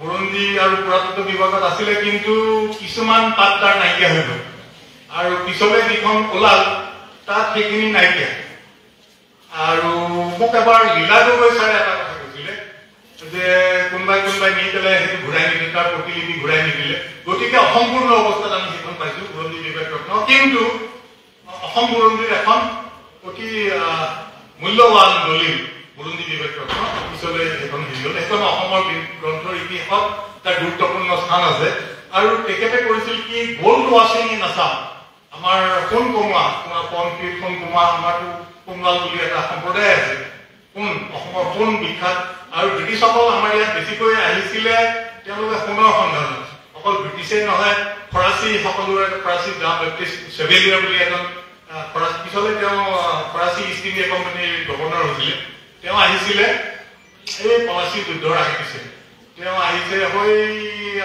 আমাৰ গোৱালপাৰাৰ ফালে বহুত দিন ৰ'ল হাজিৰা চকীত তেওঁ বহুত দিন ৰ'ল তাৰপিছত তেওঁ চুকেছত তেওঁ সেই সৰু বস্তু কিছুমান লৈ আহিছিলে সেইবিলাক দি পেলাই মানুহ আমাৰ যে যিটো ভোজতীয়া বুলি কয় সেইবিলাক তাতে যিখিনি মানুহ আছে তেওঁলোকক পইচা পাতি দি পেলাই গড়গাঁৱত মানে ৰজাৰ ওচৰলৈ গৈছে এইবিলাক গোটেই সোণৰ সন্ধান তাতে তেওঁ এইবিলাক গোটেইবিলাক মানে বৰ সুন্দৰ কাহিনী জন বেপ্টিষ্ট চেভেলিয়াৰ তেওঁ পিছত গৈ পেলাই ৰজাক লগ পালেগৈ কিন্তু ৰজাক লগ পোৱাৰ আগতে তেওঁ বহুত মানুহ কিছুমানে তেওঁ প্ৰটকল শিকায় যে আমাৰ ৰজাক লগ পাবলৈ হ'লে তুমি টুপি খুলিব লাগিব তেওঁ কৈছে মই টুপি কিয় খুলিম মই তাতে এজন ইমান ডাঙৰ মানুহ এজন নাই ৰজাৰ ওচৰত তুমি টুপি খুলিবই লাগিব যি নহওক ৰজা স্বৰ্গদেৱৰ ওচৰলৈ যেতিয়া গ'ল এওঁৰ মানে লগ পাইছে স্বৰ্গদেৱ বহি থকা আসনখনত গোটেই সোণ লিপি থোৱা আছে ইফালে যিখিনি মেজ টেজ আছে গোটেই সোণেই সোণ যে ইমান সোণ তেওঁ আগতে দেখা নাই তাৰপিছত আমাৰ ইংৰাজৰ বহুতখিনিয়ে ইয়াতে সোণৰ সন্ধানত আহিছিল আৰু সেই গ'ল্ড ৱাশ্বিংটো তেওঁলোকে আমাৰ মণিৰাম দেৱানে এটা এছিয়াটিক ছ'চাইটিৰ যিখন মুখপত্ৰ তাত গ'ল্ড ৱাশ্বিঙৰ বিষয়ে সেইখন ডক্টৰ জেনকিন্স চাহাবে ইংৰাজী অনুবাদ কৰি দিছিলে কাৰণ সেই বিষয়ে জনা মানুহ মণিৰাম দেৱানতকৈ আৰু ওপৰৰ কোনো মানুহ নাছিলে গতিকে মণিৰাম দেৱানৰ বুৰঞ্জী বিবেক ৰত্ন বহু ফালৰ পৰা বৰ হেৰি তাৰপিছত আমাৰ কাশীনাথ তামুলী ভৱনৰ আসাম বুৰঞ্জীখন 1844 চনত ওলায় সেইখিনিৰ কাৰণে আমি বেপ্টিষ্ট মিছনেৰীসকলৰ ওচৰত কৃতজ্ঞ তাৰমানে এই বেপ্টিষ্ট মিছনেৰীৰ অৱদানৰ বিষয়ে নতুনকৈ কোৱাৰ বস্তুৰ প্ৰয়োজন নাই কিন্তু কিবা কিবি কাৰণত আমি বেপ্টিষ্ট মিছনেৰীসকলৰ অৱদানক আমি অলপ তললৈ নিয়াৰ চেষ্টা এটা কৰোঁ মাজে মাজে আজি 4 বছৰমান আগতে এখন আলোচনা চক্ৰত মই বেপ্টিষ্ট মিছনেৰীৰ কথা কওঁতে তাৰ পিছৰ এজনে ক'লে যে আমি বেপ্টিষ্ট মিছনেৰীসকলক অলপ বেছিকৈ মৰ্যাদা দিছোঁ সেইটো নহয় আমাৰ যিটো তথাকথিত নৱজাগৰণ আছে তথাকথিত নহয় বাৰু এইটো এটা নৱজাগৰণেই আছে নৱজাগৰণেই বংগীয় নৱজাগৰণ অসমীয়া নৱজাগৰণ সেই নৱজাগৰণত মানে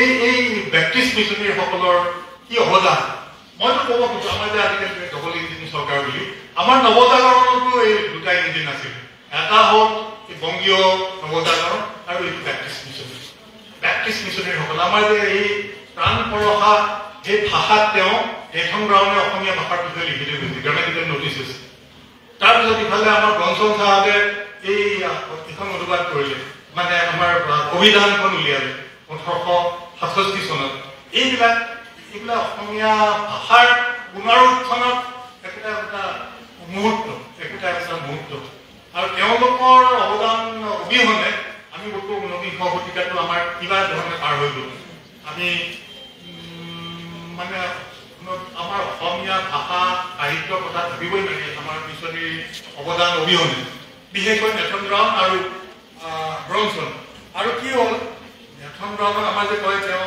ভাষা আন্দোলনৰ প্ৰথম শ্বহীদ হেনটেন মই এখন সভাত এবাৰ কৈছিলোঁ যে আচলতে অসমীয়া ভাষাৰ প্ৰথম শ্বহীদ নেথন ব্ৰাউন মানে আমাৰ তেওঁলোকক আমেৰিকাৰ বেপ্টিষ্ট মিছনে পঠাইছিলে ধৰ্মান্তৰকৰণৰ কাৰণে এই নেথন ব্ৰাউনে হওক আমাৰ ব্ৰনছন চাহাবে হওক তেওঁলোকক ইয়ালৈ পঠালে ধৰ্মান্তৰকৰণৰ কাৰণে তাৰ পিছত দেখা গ'ল যে এইখনত আমাৰ উত্তৰ পূৰ্বাঞ্চলত এই খাচী গাৰো এখেতসকলৰ বাহিৰে অসমীয়াখিনিক ধৰ্মান্তৰকৰণত বৰ অসুবিধা দুজন তিনিজন হৈছে বা বিধি লিগাই ফাৰ্গল চাৰ্গল এইবিলাক খ্ৰীষ্টান ধৰ্মত দীক্ষিত হ'ল, কিন্তু বেছিভাগকে তেওঁলোকে দীক্ষা দিব নোৱাৰিলে।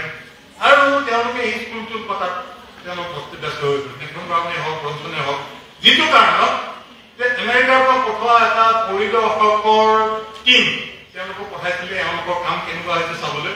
তেওঁলোকক এখন সভাত খুব কটু কথা শুনালে। তাৰে নেথন ব্ৰাউনে সেইখিনি সহ্য কৰিব নোৱাৰি তেওঁ ইয়াৰ পৰা বিদায় ল'লে। তাৰপিছত ইয়াৰ পৰা জাপানলৈ গৈ পেলাই তেওঁ জাপানী ভাষাটো পাৰ্গত আছিলে, জাপানী কাম কৰিলে, জাপানী অভিযানৰ কাম কৰিলে, কিন্তু তেওঁ বৰ শান্তশিষ্ট ধৰণৰ মানুহ হৈছিল। ব্ৰনছন চাহাব থাকি গ'ল, আৰু তেওঁ থাকি যোৱাৰ কাৰণে আমি 1867 চনত এই অভিযানখন পালোঁ। যি নহওক, ব্ৰনছন চাহাবৰ বাতনিখনেই হওক, নেথন ব্ৰাউনৰ গ্ৰামেটিকেল নটিচেছেই হওক, আমাৰ অসমীয়া ভাষাৰ উত্থানত দুটা গুৰুত্বপূৰ্ণ মুহূৰ্ত, যি কাৰণত মই অসমীয়া গ্ৰন্থৰ ইতিহাসত এই দুখন গ্ৰন্থ মই ৰাখি থলোঁ। তাৰপিছত আকৌ আসাম বুৰঞ্জী এই তেওঁলোকে মিছনেৰী উলিয়াইছে, পিছত আকৌ অৰুণোদয় আকৌ আসাম বুৰঞ্জী উলিয়াইছে। তেওঁলোকে বুৰঞ্জীৰ গুৰুত্বৰ বিষয়ে আমাক চকুত আঙুলি দি দেখুৱাই দিছিলে। তাৰপিছত গ্ৰামেটিকেল নটিচেছ 1848 অসমীয়া ল'ৰাৰ মৃত্যু, আমাৰ কীৰ্তনাথ শৰ্মা ছাৰে কোৱাৰ নিচিনা ইয়াতো এখন মহাভাৰত লগাই আছে। আমাৰ আনন্দৰাম ঢেকীয়া ফুকনে আমাৰ অসমীয়া ল'ৰা ছোৱালীৰ কাৰণে এইখন গ্ৰন্থ লিখি উলিয়াইছিলে, অসমীয়া ল'ৰাৰ মৃত্যু। আৰু তেখেতে কলিকতাৰ বিভিন্ন গ্ৰন্থাগাৰত অধ্যয়ন কৰি পেলাই তাৰ পৰা কিছুমান পাঠ উলিয়াই পেলাই সেইবিলাক অনুবাদ কৰিলে।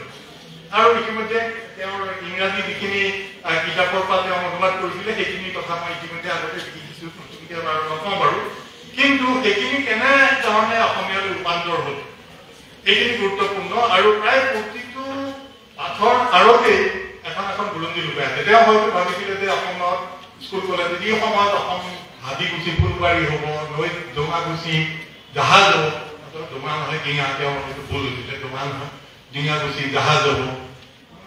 তাৰপিছত সুন্দৰ কথা কিছুমান কৈছিলে।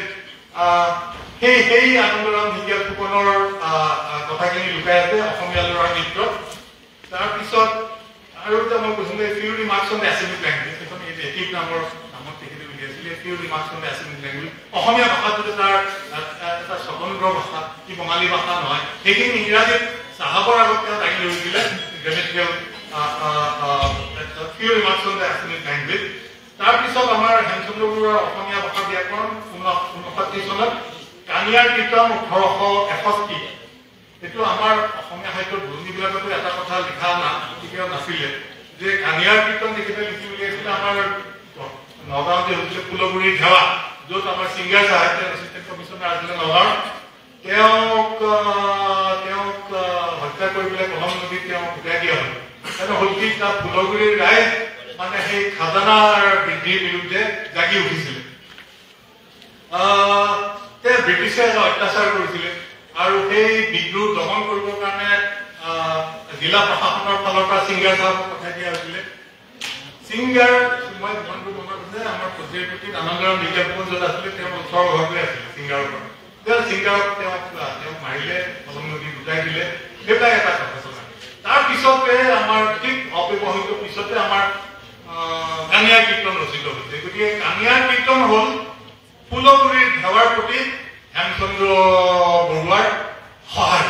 যেনেকৈ আমাৰ ৰামনৱমী নাটকখন আমাৰ যিটো আমাৰ কোৱা হয় স্বাধীনতাৰ প্ৰথম ৰং 1857 চন আমাৰ হেৰিয়ে এনুদৰ সময় ককাই লিখি লৈছিল 1857 চাল লৈছে। তাৰ প্ৰতি গুণবিৰাম বৰুৱাৰ সহায়। এটা কথা আমাৰ সাহিত্য বুৰঞ্জী দিবলৈও এটা কথা কোৱা নাই, এইটো ভাবিছে আমাৰ গায়কজন হেৰি ৰাম আৰু নায়িকা হ'ল নৱমী, সেইকাৰণে তাৰ নাম নৱমী। আচলতে কথাটো সেইটো হয়ও নহয়ও। ৰাম নৱমী যেনেকে ৰমিঅ এণ্ড জুলিয়েট বা বিক্ৰম বৰ্ষিয়ম সংস্কৃত নাট, বিক্ৰম প্ৰবশী ৰমিঅ জুলিয়েট তেনেকে ধৰণে ৰাম নৱমী। কিন্তু ৰাম নৱমী আমাৰতো অসমীয়া মানুহে ৰাম নৱমীৰ কথা একো নাজানে। সেইখিনি আমাৰ মাৰোৱাৰী সম্প্ৰদায়ৰ মানুহখিনি বা ৰাজস্থানৰ যিখিনি উদ্যোগী ব্যৱসায়ী তেওঁলোক অসমলৈ অহাৰ পিছৰ পৰাহে ৰাম নৱমীৰ প্ৰচলন। আৰু ৰাম নৱমী মানে কি, এটা নতুন বৰ্ষৰ আৰম্ভণি, এটা নতুন আমাৰ যে কোৱা হয় মানে হেৰি ফিনেন্সিয়েল ইয়েৰ বা কিবা ৰাম নৱমী নতুনকে আৰম্ভ কৰিছো এটা হেৰি। আৰু তেনেকে তেখেতে ভাবিছিলে যে এইটো যি হ'ল 1857 চনত যি হ'ল আৰু আমাৰ ইয়াততো মণিৰাম দেৱানক ফাঁচি দিয়া হ'ল, তেনেকৈ বিদ্ৰোহ দমন কৰা হ'ল। যে এখেত তেতিয়া গুণাভিৰাম বৰুৱা জাহাজত আহি আছিলে, জাহাজত আহি তাৰ প্ৰথম প্ৰতিলিপিটো কৰিছে ৰামনগৰী নাটকত। তাৰ বহুত পিছত এইটো ছপাৰ ৰূপত প্ৰকাশিত হয়। তাতে তেওঁ কৰিছে কি কেয়া কেয়া বুলি শব্দটো কেইবাবাৰো ব্যৱহাৰ কৰিছে। কেয়া গোলা পৰা এইটো লৈ আহা, কেয়া পক্ষী, কেয়া গোলা, কেয়া। আৰু তেতিয়া মাৰোৱাৰী মানুহক কেয়া বুলি কোৱা হৈছিলে। আৰু কেয়া শব্দটো ব্যৱহাৰ কৰিছিলে আমাৰ হেৰিয়ে জেনকিন চাহাবে। জেনকিন চাহাবে ব্যৱহাৰ কৰিছিলে হেৰি journal of A tour in upper Assam 1838। আচলতে অসমীয়া গ্ৰন্থৰ আমাৰ তেখেতৰ ল'ব লাগে। তাৰপিছত journal of A tour in upper Assam 1838 তাত কৈছে কি জেনকিন চাহাবক আমাৰ নৱৰংগৰাম আগৰৱালে লগ পাই পেলাই কৈছে ইয়াত চাহাব ইয়াত সিংহবিলাক আমাৰ বিৰাট উৎপাত কৰিছে, আপোনালোকে এই ঠাই অধিগ্ৰহণ কৰক, সিংহবিলাকক দমন কৰক। তাৰপিছত তাতে কৈছিলে কানিং কায়া, কানিং শব্দটো কানিং কায়া। জেনকিনছে দেখিলে যে বেছ বুদ্ধিয়ক মানুহটো, তেওঁ চকু মানে চাই পেলাই কৈছে যে এই মানুহ কথাৰ তাক দেখি পেলাই দিলে কানিং কায়া। নৱৰংগৰ মানুহৰ নামটো দিয়া নাই। যি নহওক কেয়া শব্দটো তেতিয়া প্ৰচলন আছিলে আৰু আমাৰ বহু ঠাইত কেয়াপতি আছে। গুণাভিৰাম বৰুৱাই সেইটো ব্যৱহাৰ কৰিছে কেয়া শব্দটো। হ'ল কি গুণাভিৰাম বৰুৱাৰ বক্তব্য খুব স্পষ্ট, কৈছে ব্ৰিটিছ পুঁজি আৰু ভাৰতীয় উদ্যোগৰ আধাৰত আমাৰ অসম আগবাঢ়ি যাব। ৰাম নৱমী তাৰমানে আমাৰ এই 1857 চনত যিটো হ'ল আমি সেইটো বিদায় দিলো, এতিয়া আমি আগবাঢ়ি যাব লাগিব। ৰাম নৱমীৰ মূল কথাটো সেইটোৱে। কিন্তু ৰাম নৱমীখন এতিয়ালৈকে বেলেগ ধৰণে পঢ়ি অহা হৈছে। যে কালিয়াৰ কীৰ্তন ব্ৰঞ্চনৰ ডিক্সনেৰীৰ কথা কলো, ৰাম নৱমী নাটক আনন্দৰাম ঢেকীয়াল ফুকনৰ জীৱন চৰিত্ৰ আমাৰ গুণাভিৰাম বৰুৱাই লিখা, আপোনালোকে পঢ়ি চাব। এটা দুটা কিবা সৰু সুৰা ত্ৰুটিৰ বাহিৰে অতি সুন্দৰ এখন গ্ৰন্থ। আমাৰ যেনেকৈ বসুৱেলৰ লাইফ অফ ডক্টৰ জনছন, সেই তেনেকুৱা তেখেতে গুণাভিৰাম বৰুৱাই আনন্দৰাম ঢেকীয়াল ফুকনক অতি ভালকে পাইছে, সম্বন্ধটো সম্বন্ধীয়া হয়েই আৰু প্ৰত্যেকটা কথাই জানে। তেওঁৰ একেবাৰে জন্মৰ পৰা মৃত্যুলৈকে এনে সুন্দৰভাৱে উপস্থাপন কৰিছে। আৰু আনকি দেখিব ভিক্টোৰিয়া মেমৰিয়েল হল কিমান খৰচত নিৰ্মাণ কৰা হৈছিল সেই পৰ্যন্ত। আপুনি এতিয়া ইণ্টাৰনেটত চাব, সেই একেটা খবৰে আছে যে এইখিনিত মানে ইমানখিনি টকা ব্যয় হৈছিলে, সেইখিনিলৈকে আছে। কলিকতাৰ অতি সুন্দৰ বৰ্ণনা তাত আছে আনন্দৰাম ঢেকীয়াল ফুকনৰ জীৱন চৰিত্ৰ। খালি মই এটা দেখিলো, এই আনন্দৰাম ঢেকীয়াল ফুকনৰ যিজন চাহাবে, যিজন পাদুৰীয়ে হেৰি পঢ়াইছিলে, ইংৰাজী পঢ়াইছিলে, তেওঁৰ সেইটো দিশে তেওঁ অক্সফৰ্ডৰ স্নাতক বুলি দিয়া হৈছে, তেওঁ হয়তো কেম্ব্ৰিজৰ স্নাতক আছিলে। এটা দুটা সৰু সুৰা ভুলৰ বাহিৰে কোনো ধৰণৰ ভুল নাই তাতে। সুন্দৰ এখন গ্ৰন্থ আৰু আমাৰ অসমীয়া জীৱনী সাহিত্যৰ এটা সুন্দৰ মুহূৰ্ত এটা আনন্দৰাম ঢেকীয়াল ফুকনৰ জীৱন চৰিত্ৰ। আৰু আমাৰ গ্ৰন্থৰ ইতিহাসত এটা অতি উজ্জ্বল নাম এটা আনন্দৰাম ঢেকীয়াল ফুকনৰ হেৰি এটা আছে। আমাৰ টুটিকা পটল বুলি এখন কিতাপ আছে, টুটিকা পটল। এইটো কোনে লিখিছে? আমাৰ হেৰি চৌধুৰী। এই আপোনালোকে এজন নাম শুনিছে, আজিকালি গিৰিজানন্দ চৌধুৰী বিশ্ববিদ্যালয় হৈছে। গিৰিজানন্দ চৌধুৰীৰ প্ৰকাশ টুটিকা পটল বুলি। আমাৰ অসমীয়া মহিলাই তাৰমানে যদুনাথ ডাক্তৰ বুলি, যদুনাথ তেখেত ডাক্তৰ আছিলে, অবষ্টেট্ৰিক্স এণ্ড গাইনকলজি। তাৰমানে গৰ্ভাৱস্থাৰ পৰা তাৰ পিছৰ অৱস্থাটোৰ বিষয়ে এখন অনুবাদ গ্ৰন্থ। কিন্তু সেইটো পদত তেখেতে লিখি গৈছে। পদত মানে সেইবিলাক পদ হিচাপে গাই শুনাব যে আমাৰ যেনেকে আছে তিনিনয়ন দিব উপবন দেখিলন্ত বিদ্যমানক ফলক ফুলক ধৰি জকমক কৰি আছে যত বৃক্ষগণ, তেনেকে গাই যাব পাৰে যে কোন সময়ত কি কৰিব লাগে, কি কৰিব নালাগে গৰ্ভাৱস্থাত, সেইবিলাকৰ বিষয়ে এখন কিতাপ। অৰ্থাৎ চিকিৎসা বিদ্যাৰ এখন গুৰুত্বপূৰ্ণ অসমীয়া গ্ৰন্থ, এখন টুটিকা পটল। তেনেকে আচলতে এইখন মানে কিছু প্ৰত্যেকখন হেৰি আগতে মহাভাৰত এখন হেঁচা খাই আছে বুলি, যে এইখন ইমান বিৰাট কাৰবাৰ নহয়। এনেকুৱা এই বিষয়ে কথা ক'বলৈ হ'লে আচলতে আমাৰ এই হেৰিৰ কথা আমাৰ গুৰুজনাই যে কোচবিহাৰতে কৰিছিলে, যে এই হাতীমাৰি ভোৰতাত ঘৰুৱা নিচিনা এই গুণমালা প্ৰতিখন তেনেকুৱা। আমাৰ আগতে ছাৰ এজনে কৈছিলে যে দুটা শব্দ এটা বিৰাট বিৰাট অধ্যায় শেষ কৰিলে। কালিক দমিলা পুতনা সুকিলা, কালিক দমিলা বুলি কওঁতে কালিয় দমন শেষ, পুতনা সুকিলা সেই অধ্যায়টো শেষ। তেনেকে কোৱাৰ বাহিৰে অন্য উপায় নাই। মই যে কৈছিলো এতিয়া 1813 বা 1820 চনত ধৰ্মপুত্ৰ ওলোৱাৰ পৰা হেমকোষৰ প্ৰকাশলৈকে প্ৰত্যেকৰে আঁৰত একোখন মহাভাৰত লগাই আছে। এইখিনি কথাই মই ক'ব খুজিছিলোঁ। আৰু নৱজাগৰণে সেইবিলাকৰ ভূমিকা নাথাকে। এটা কথা কওঁ, 1896 চনত আমাৰ হেমচন্দ্ৰ বৰুৱা উজান বজাৰৰ গৃহত তেওঁ স্বৰ্গগামী হৈছে। 1896 চনত ডিব্ৰুগড়ৰ পৰা ওলাইছে এখন গ্ৰন্থ জ্ঞান মানি, মফিজুদ্দিন আহমেদ হাজৰিকাৰ জ্ঞান মানি। হাতৰুৱা মৰমৰ ভাইহঁত নেৰিবা নেৰিবা মোক এই মায়া বজাৰত। কেনেকে ক'ৰ পৰা এইটো ভাষা আহিছে? 70 চনৰ পৰা আমাৰ সেই ফিৰোজ গোস্বামী এতিয়া গ্ৰন্থখনতে আছে। আমাৰ হৰিবিলাস গুপ্তই উলিয়ালে। তাৰপিছত ধৰ্মপ্ৰকাশ যন্ত্ৰৰ পৰা আমাৰ উলিয়াইছে আমাৰ মাজুলীৰ অধিকাৰী। কিবা কিবি বৈষ্ণৱ পুথিৰ প্ৰকাশ হৈছে, ছপাৰ ৰূপত প্ৰকাশ হৈছে। আৰু ছপাৰ ৰূপত প্ৰকাশ হ'লে এটা হয় কি, তাক যিটো আমি সেকুলাৰ বুলি কওঁ, সেকুলাৰাইজেশ্যন অফ স্ক্ৰিপচাৰ্ছ। তাৰ আগতে হয়তো আমি কীৰ্তনখন আমি ঠগি থৈ পেলাই আমি পঢ়ি আছিলোঁ। গা পা ধুই লওঁ, ধূপ ধূনা জ্বলাই লওঁ, তাৰপিছত চতুৰ্বিংশতি অৱতাৰ বৰ্ণন আমি পঢ়ি যাওঁ এনেকে। কিন্তু যেতিয়া ছপা বেলেগ দোকান নাই, আমাৰ সেই মঙলবৰীয়া শনিবৰীয়া হাতৰ নিচিনা সেইবিলাক হাতত থাকে। ক'ৰবাত শ্যামন্ত হৰণ এখন আছে, ক'ৰবাত কোনোবা এটা চতুৰ্বিংশতি অৱতাৰ বৰ্ণনে আছে।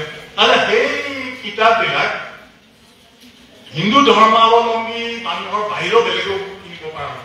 যেনে খ্ৰীষ্ট ধৰ্মৰ মানুহ এজনেও কিনিব পাৰে, মুছলমান মানুহ এজনেও কিনিব পাৰে। হয়তো তেনেকুৱা এখন হাতৰ পৰাই আমাৰ মফিজুদ্দিন আহমেদ হাজৰিকাই কিনি লৈ গৈছে। বা আমাৰ 1856 চনত আমাৰ এখন গ্ৰন্থ ওলাই, সেইখন গুণাভিৰাম বৰুৱাই যে আমাৰ সভাপতিৰ বুৰঞ্জীত গুণাভিৰাম বৰুৱাৰ অৱদান অতুলনীয়। তেখেতে মানে আনন্দৰাম ঢেকীয়াল ফুকন গুৱাহাটীলৈ অসমলৈ প্ৰত্যাৱৰ্তন কৰাৰ আগে আগে এটা প্ৰেছ এটা কিনি লৈছিলে। সেই প্ৰেছটোৰ দায়িত্ব তেতিয়া হিন্দু কলেজৰ ছাত্ৰ আমাৰ গুণাভিৰাম বৰুৱাক দি আহিছিলে। গুণাভিৰাম বৰুৱাই কৰিলে কি, গুণাভিৰাম বৰুৱাই তেওঁ উলিওৱা প্ৰথমখন গ্ৰন্থ আছিলে আমাৰ মাধৱদেৱৰ নামঘোষা, 1856 চনত। আৰু ঠিক 56-57 চনৰ অৰুণোদয় এটা বিজ্ঞাপন ওলাইছে। বিজ্ঞাপনটোৰ নাম ঘোষা পুথি ছপা হোৱাৰ বিজ্ঞাপন। পদজয়িকাৰ গদ্যকাৰ আকাৰ বিজ্ঞাপন, ঘোষা পুথি ছপা হোৱাৰ বিজ্ঞাপন। তেওঁ মানে কৈছে যে আহক মাধৱদেৱ ৰচিত নামঘোষাখন আমাৰ ইয়াত ছপা হৈ ওলাইছে, সেইখন পঢ়ক। আৰু তাৰ আগতে আমাৰ হিন্দু কলেজৰ তেতিয়াৰ ছাত্ৰ গুণাভিৰাম বৰুৱাই লিখিছিলে যে কিছুমান সময়ত ভগৱন্ত প্ৰভুৱে একেধৰণৰ মানুহ কিছুমান পৃথিৱীলৈ পঠাই দিয়ে। যেনে জাৰ্মানীত মাৰ্টিন লুথাৰ, ইংলণ্ডত ফ্ৰেন্সিছ বেকন, ভাৰতবৰ্ষত গুৰু নানক দেৱ, এফালে চৈতন্যদেৱ, শংকৰদেৱ, মাধৱদেৱ একে সময়তে পঠাই দিছে। তাৰমানে এনেকৈ কোৱা হয় আমাৰ যে পাশ্চাত্যত নৱজাগৰণৰ ধাৰণা এটা আছে। আৰু তাত এটা কথা কৈছে, আমাৰ বিক্ৰমাদিত্য ৰাজসভা তেনে নৱৰত্ন একেলগে 9জন মানুহ গোট খাইছে।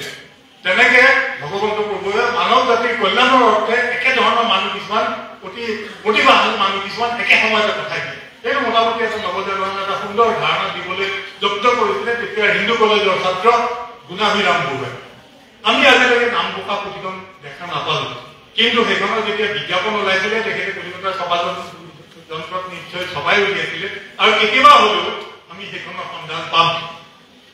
এতিয়ালৈকে সেইখন অনুমানৰ ভিত্তিতে আমি কথা কিছুমান ক'ব লাগিব।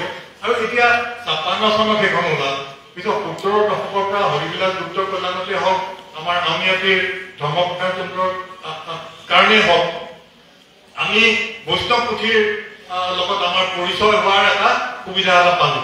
আৰু সেই সুবিধাৰ কাৰণে আমাৰ মফিজুদ্দিন আহমেদ হাজৰিকাই এনেকুৱা ভাষা দিব, হেৰা হেৰা হাতৰুৱা মৰমৰ ভাইহঁত নেৰিবা নেৰিবা। এই নেৰিবা নেৰিবাটো ক'ৰ পৰা ওলাইছে? এই আমাৰ মাধৱদেৱৰ নামঘৰৰ পৰা ওলাইছে। সংসাৰ চক্ৰত আমি ঘূৰি আছো, ইবাৰ নেৰিবা মোক, এই ইবাৰ বাৰে বাৰে মাধৱদেৱ কৈছে ইবাৰ নেৰিবা মোক, মানে এই নেৰিবাটো তাৰ পৰা আহিছে। আৰু এই যে হেৰি শব্দ যিটো ডিকশ্যন বুলি কোৱা হয়, পাছে ত্ৰিনয়নৰ দিব্য উপকৰণ দেখি লব্ধ বিদ্যমান ফল ফুল ধৰি জকমক কৰি আছে যত বৃক্ষগণ, গোটেই এই ধৰণৰ কথা দুলৰি লেচাৰীৰ ব্যৱহাৰ মফিজুদ্দিন আহমেদ হাজৰিকাই জ্ঞান মানি। মই ভাবো অসমীয়া জাতিৰ অসমীয়া ভাষাটোৰ উত্থানত এইটো এটা গুৰুত্বপূৰ্ণ মুহূৰ্ত। মফিজুদ্দিন আহমেদ হাজৰিকাই জ্ঞান মানি 1896 চনত প্ৰকাশিত। তাৰ আগতে আমি জানো যে 40ৰ দশকত তেওঁলোক মিছনেৰী আহিলে 40ৰ দশকৰ পৰা অৰুণোদয় আৰম্ভ হ'ল তিয়হাগৰতে যিহেতু প্ৰেছ প্ৰতিষ্ঠা হ'ল উজনিৰ ভাষাটোৱে মান্য ভাষাৰ ৰূপ পালে এইবিলাক বহুত কথা আছে উজনিৰ ভাষাটোৱে মান্য ভাষাত পোৱাত অৰুণোদয়ৰ ভূমিকা তাৰপিছত হেমচন্দ্ৰ বৰুৱাৰ ভূমিকা আৰু মফিজুদ্দিন আহমদ হাজৰিকাৰ ভূমিকা এইকেইটা মন কৰিবলগীয়া আৰু সেইটো উজনিৰ ভাষাটো এটা মান্য ৰূপ পোৱাত আমাৰ নামনিৰ মানুহ কিছুমানৰ অলপমান মনটো বেয়া লাগিছিলে যে আমাৰ ভাষাত কি হৈছে তেওঁলোকে এখন অসম বান্ধৱ বুলি এখন হেৰি উলিয়াইছে তাত কালিৰাম মেধি জড়িত আছিল অম্বিকাগিৰি ৰাজ্যগুৰি জড়িত আছিলে এনেকে তেওঁলোকে আচলতে কাম মানে কেইবাটাও কোনো কোনো ঠাইত নামনিৰ ভাষাটোৰ বিষয়ে অকণমান বেয়াকে লিখিছে হেমচন্দ্ৰ বৰুৱাই লিখিছে হেমচন্দ্ৰ বৰুৱাই কানিয়া কীৰ্তন জাতীয় কীৰ্তনত অকণমান নামনিৰ ভাষাটো নামনিৰ বেজ বা তেওঁলোকৰ ভাষাটো অকণমান তাচিত কৰাৰ নিচিনা কথা এটা আছে নামনি মানুহখিনিয়ে সেই বিষয়ে অকণমান মানে অকণমান দিগদাৰ পাই আছিল সেই অসম বান্ধৱ ওলাই পেলাই তাতে কালিৰাম মেধিৰ দৰে মানুহে আনকি নামনিৰ ভাষাটো কৰিবলৈ চালে যে তেখেতৰ এটা বাক্য মোৰ মনত আছে মানুহে বেলেগৰ দোষ ঠাইত দেখে ঠাইত মানে বেছি মানুহে বেলেগৰ দোষটো বেছি মোৰ দোষ কম মানুহে বেলেগৰ দোষ ঠাইত দেখে ঠাইত আমাৰ ভাষ্য ব্যৱহাৰ কৰা নাযায় বা আমাৰ অম্বিকাগিৰি ৰাজ্যগুৰি কবিতাত আছে জীৱন জীৱন বুলি গেৰিয়া মানে চিঞৰ জীৱন বুলি আমাৰ বৰপেটা মানুহে এই সি শুনা নাই তাক গেৰিয়াই দিয়ে তাৰমানে চিঞৰি গেৰিয়াই দিয়ে সেই তেনেকুৱা আৰু পিছলৈ লাহে লাহে বিভিন্ন গৱেষণাৰ ভিত্তিত আমাৰ বিশেষকৈ ডক্টৰ বাণীকান্ত কাকতিৰ 1935 চনৰ গৱেষণা গ্ৰন্থৰ এটা অৱদান এটা আছে নামনি উজনিৰ এইখিনি এই বিবাদ সেইখিনি নাইকিয়া হ'ল আমাৰ আনকি চন্দ্ৰকান্ত অভিধান প্ৰণয়নৰ সময়ত এজন নামনিৰ পণ্ডিত এজনক অনা হৈছিলে সেই পণ্ডিতজনে আমাৰ কৃষ্ণকান্ত সন্দিকৈকো কিবা কিবি কথা শিকাইছিলে কিন্তু আমাৰ উজনিৰ বহুত মানুহৰ সেইখিনি মনোভূত নোহোৱাৰ কাৰণে তেওঁ বিচাৰি গুচি যাব লগা হ'ল তেখেত আমাৰ কোচবিহাৰৰ এই কলেজখনৰ স্নাতক মহাৰাজা কলেজ পিছলৈ সেইখনৰ নাম হেৰি কলেজ আছিল আমাৰ তেখেতৰ ব্ৰজেন্দ্ৰনাথ শীল মহাবিদ্যালয় হয় যিটো তাৰ আমাৰ বিষ্ণুৰাও তাৰ ছাত্ৰ আছিলে যি নহওক এই আৰু কেইখনমান কিতাপ 1881 চনত শেখাৱত আলীৰ জ্যামিতি ইউক্লিডৰ জ্যামিতি পদাৰ্থবিদ্যা গণিত পুস্তক এইকেইখন অংকৰ কিতাপ বৰ মন কৰিবলগীয়া মই যেনেকৈ ক'লো সুজিকা পটল এই অবষ্ট্ৰেক্টিভ গাইনেকলজিৰ এখন কিতাপ এইকেইখন অংকৰ কিতাপ পদাৰ্থবিদ্যাৰ কিতাপ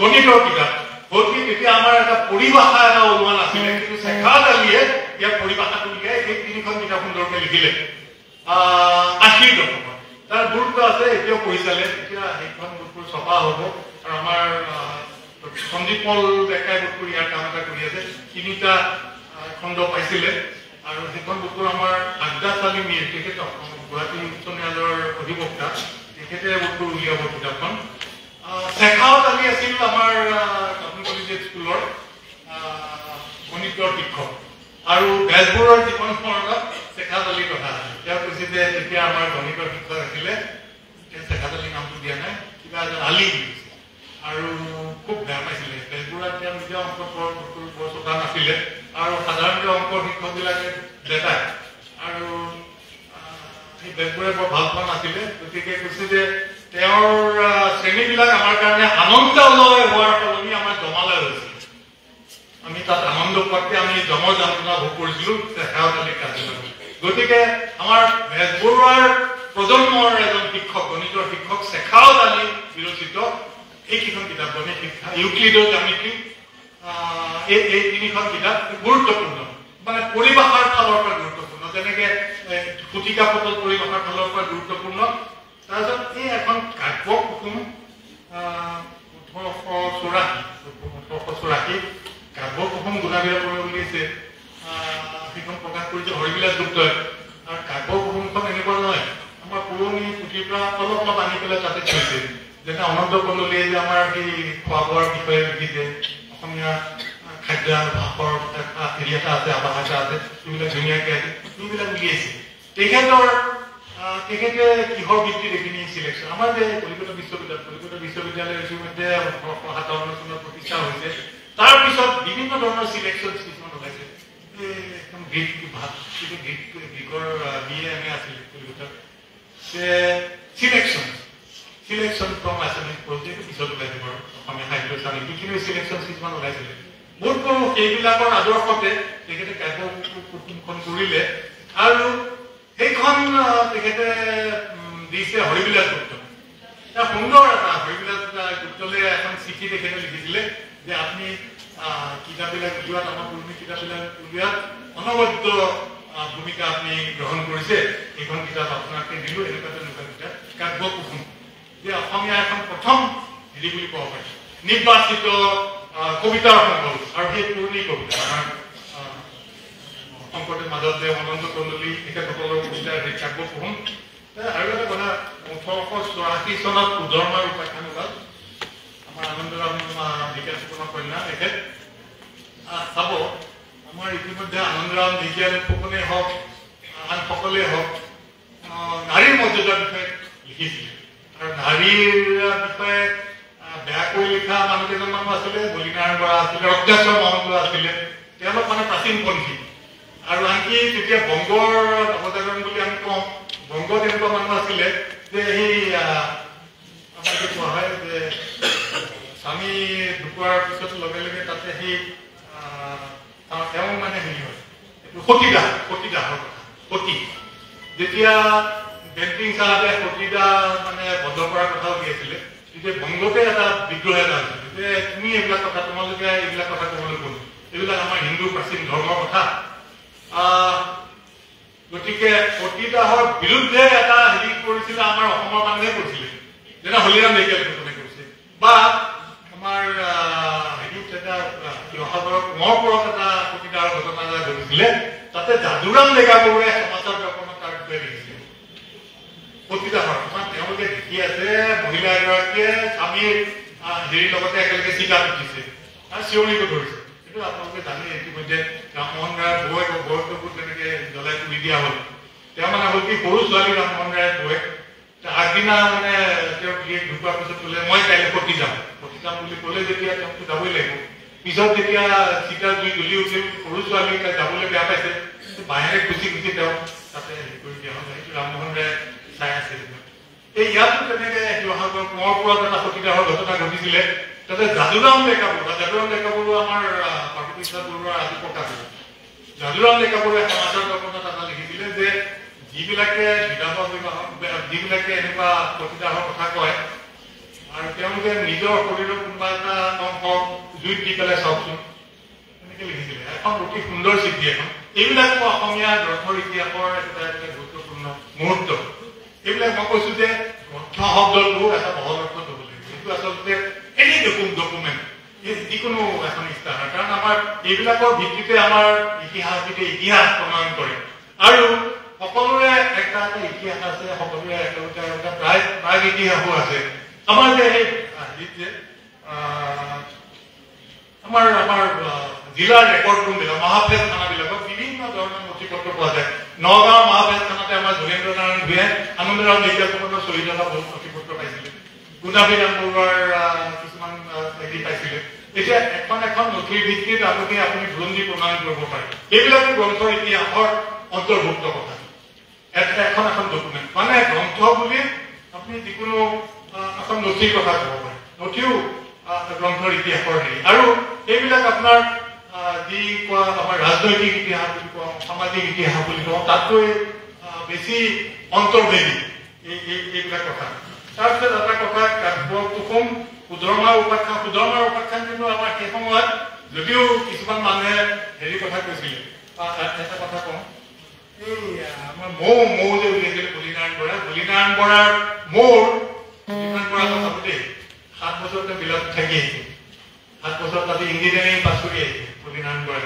তাৰপিছত মৌখনৰ সম্পাদক হৈছে তেওঁ বেলেগৰ সম্পাদকৰ নাম আছিলে কিন্তু তেওঁ ককায়েকৰ নাম আছিলে কিন্তু তেওঁৱে গোটেইখন উলিয়াইছে তাৰে প্ৰথম বছৰৰ প্ৰথম সংখ্যাৰ প্ৰথমটো প্ৰবন্ধ আছিলে তিৰুতাৰ বন কি তিৰুতাৰ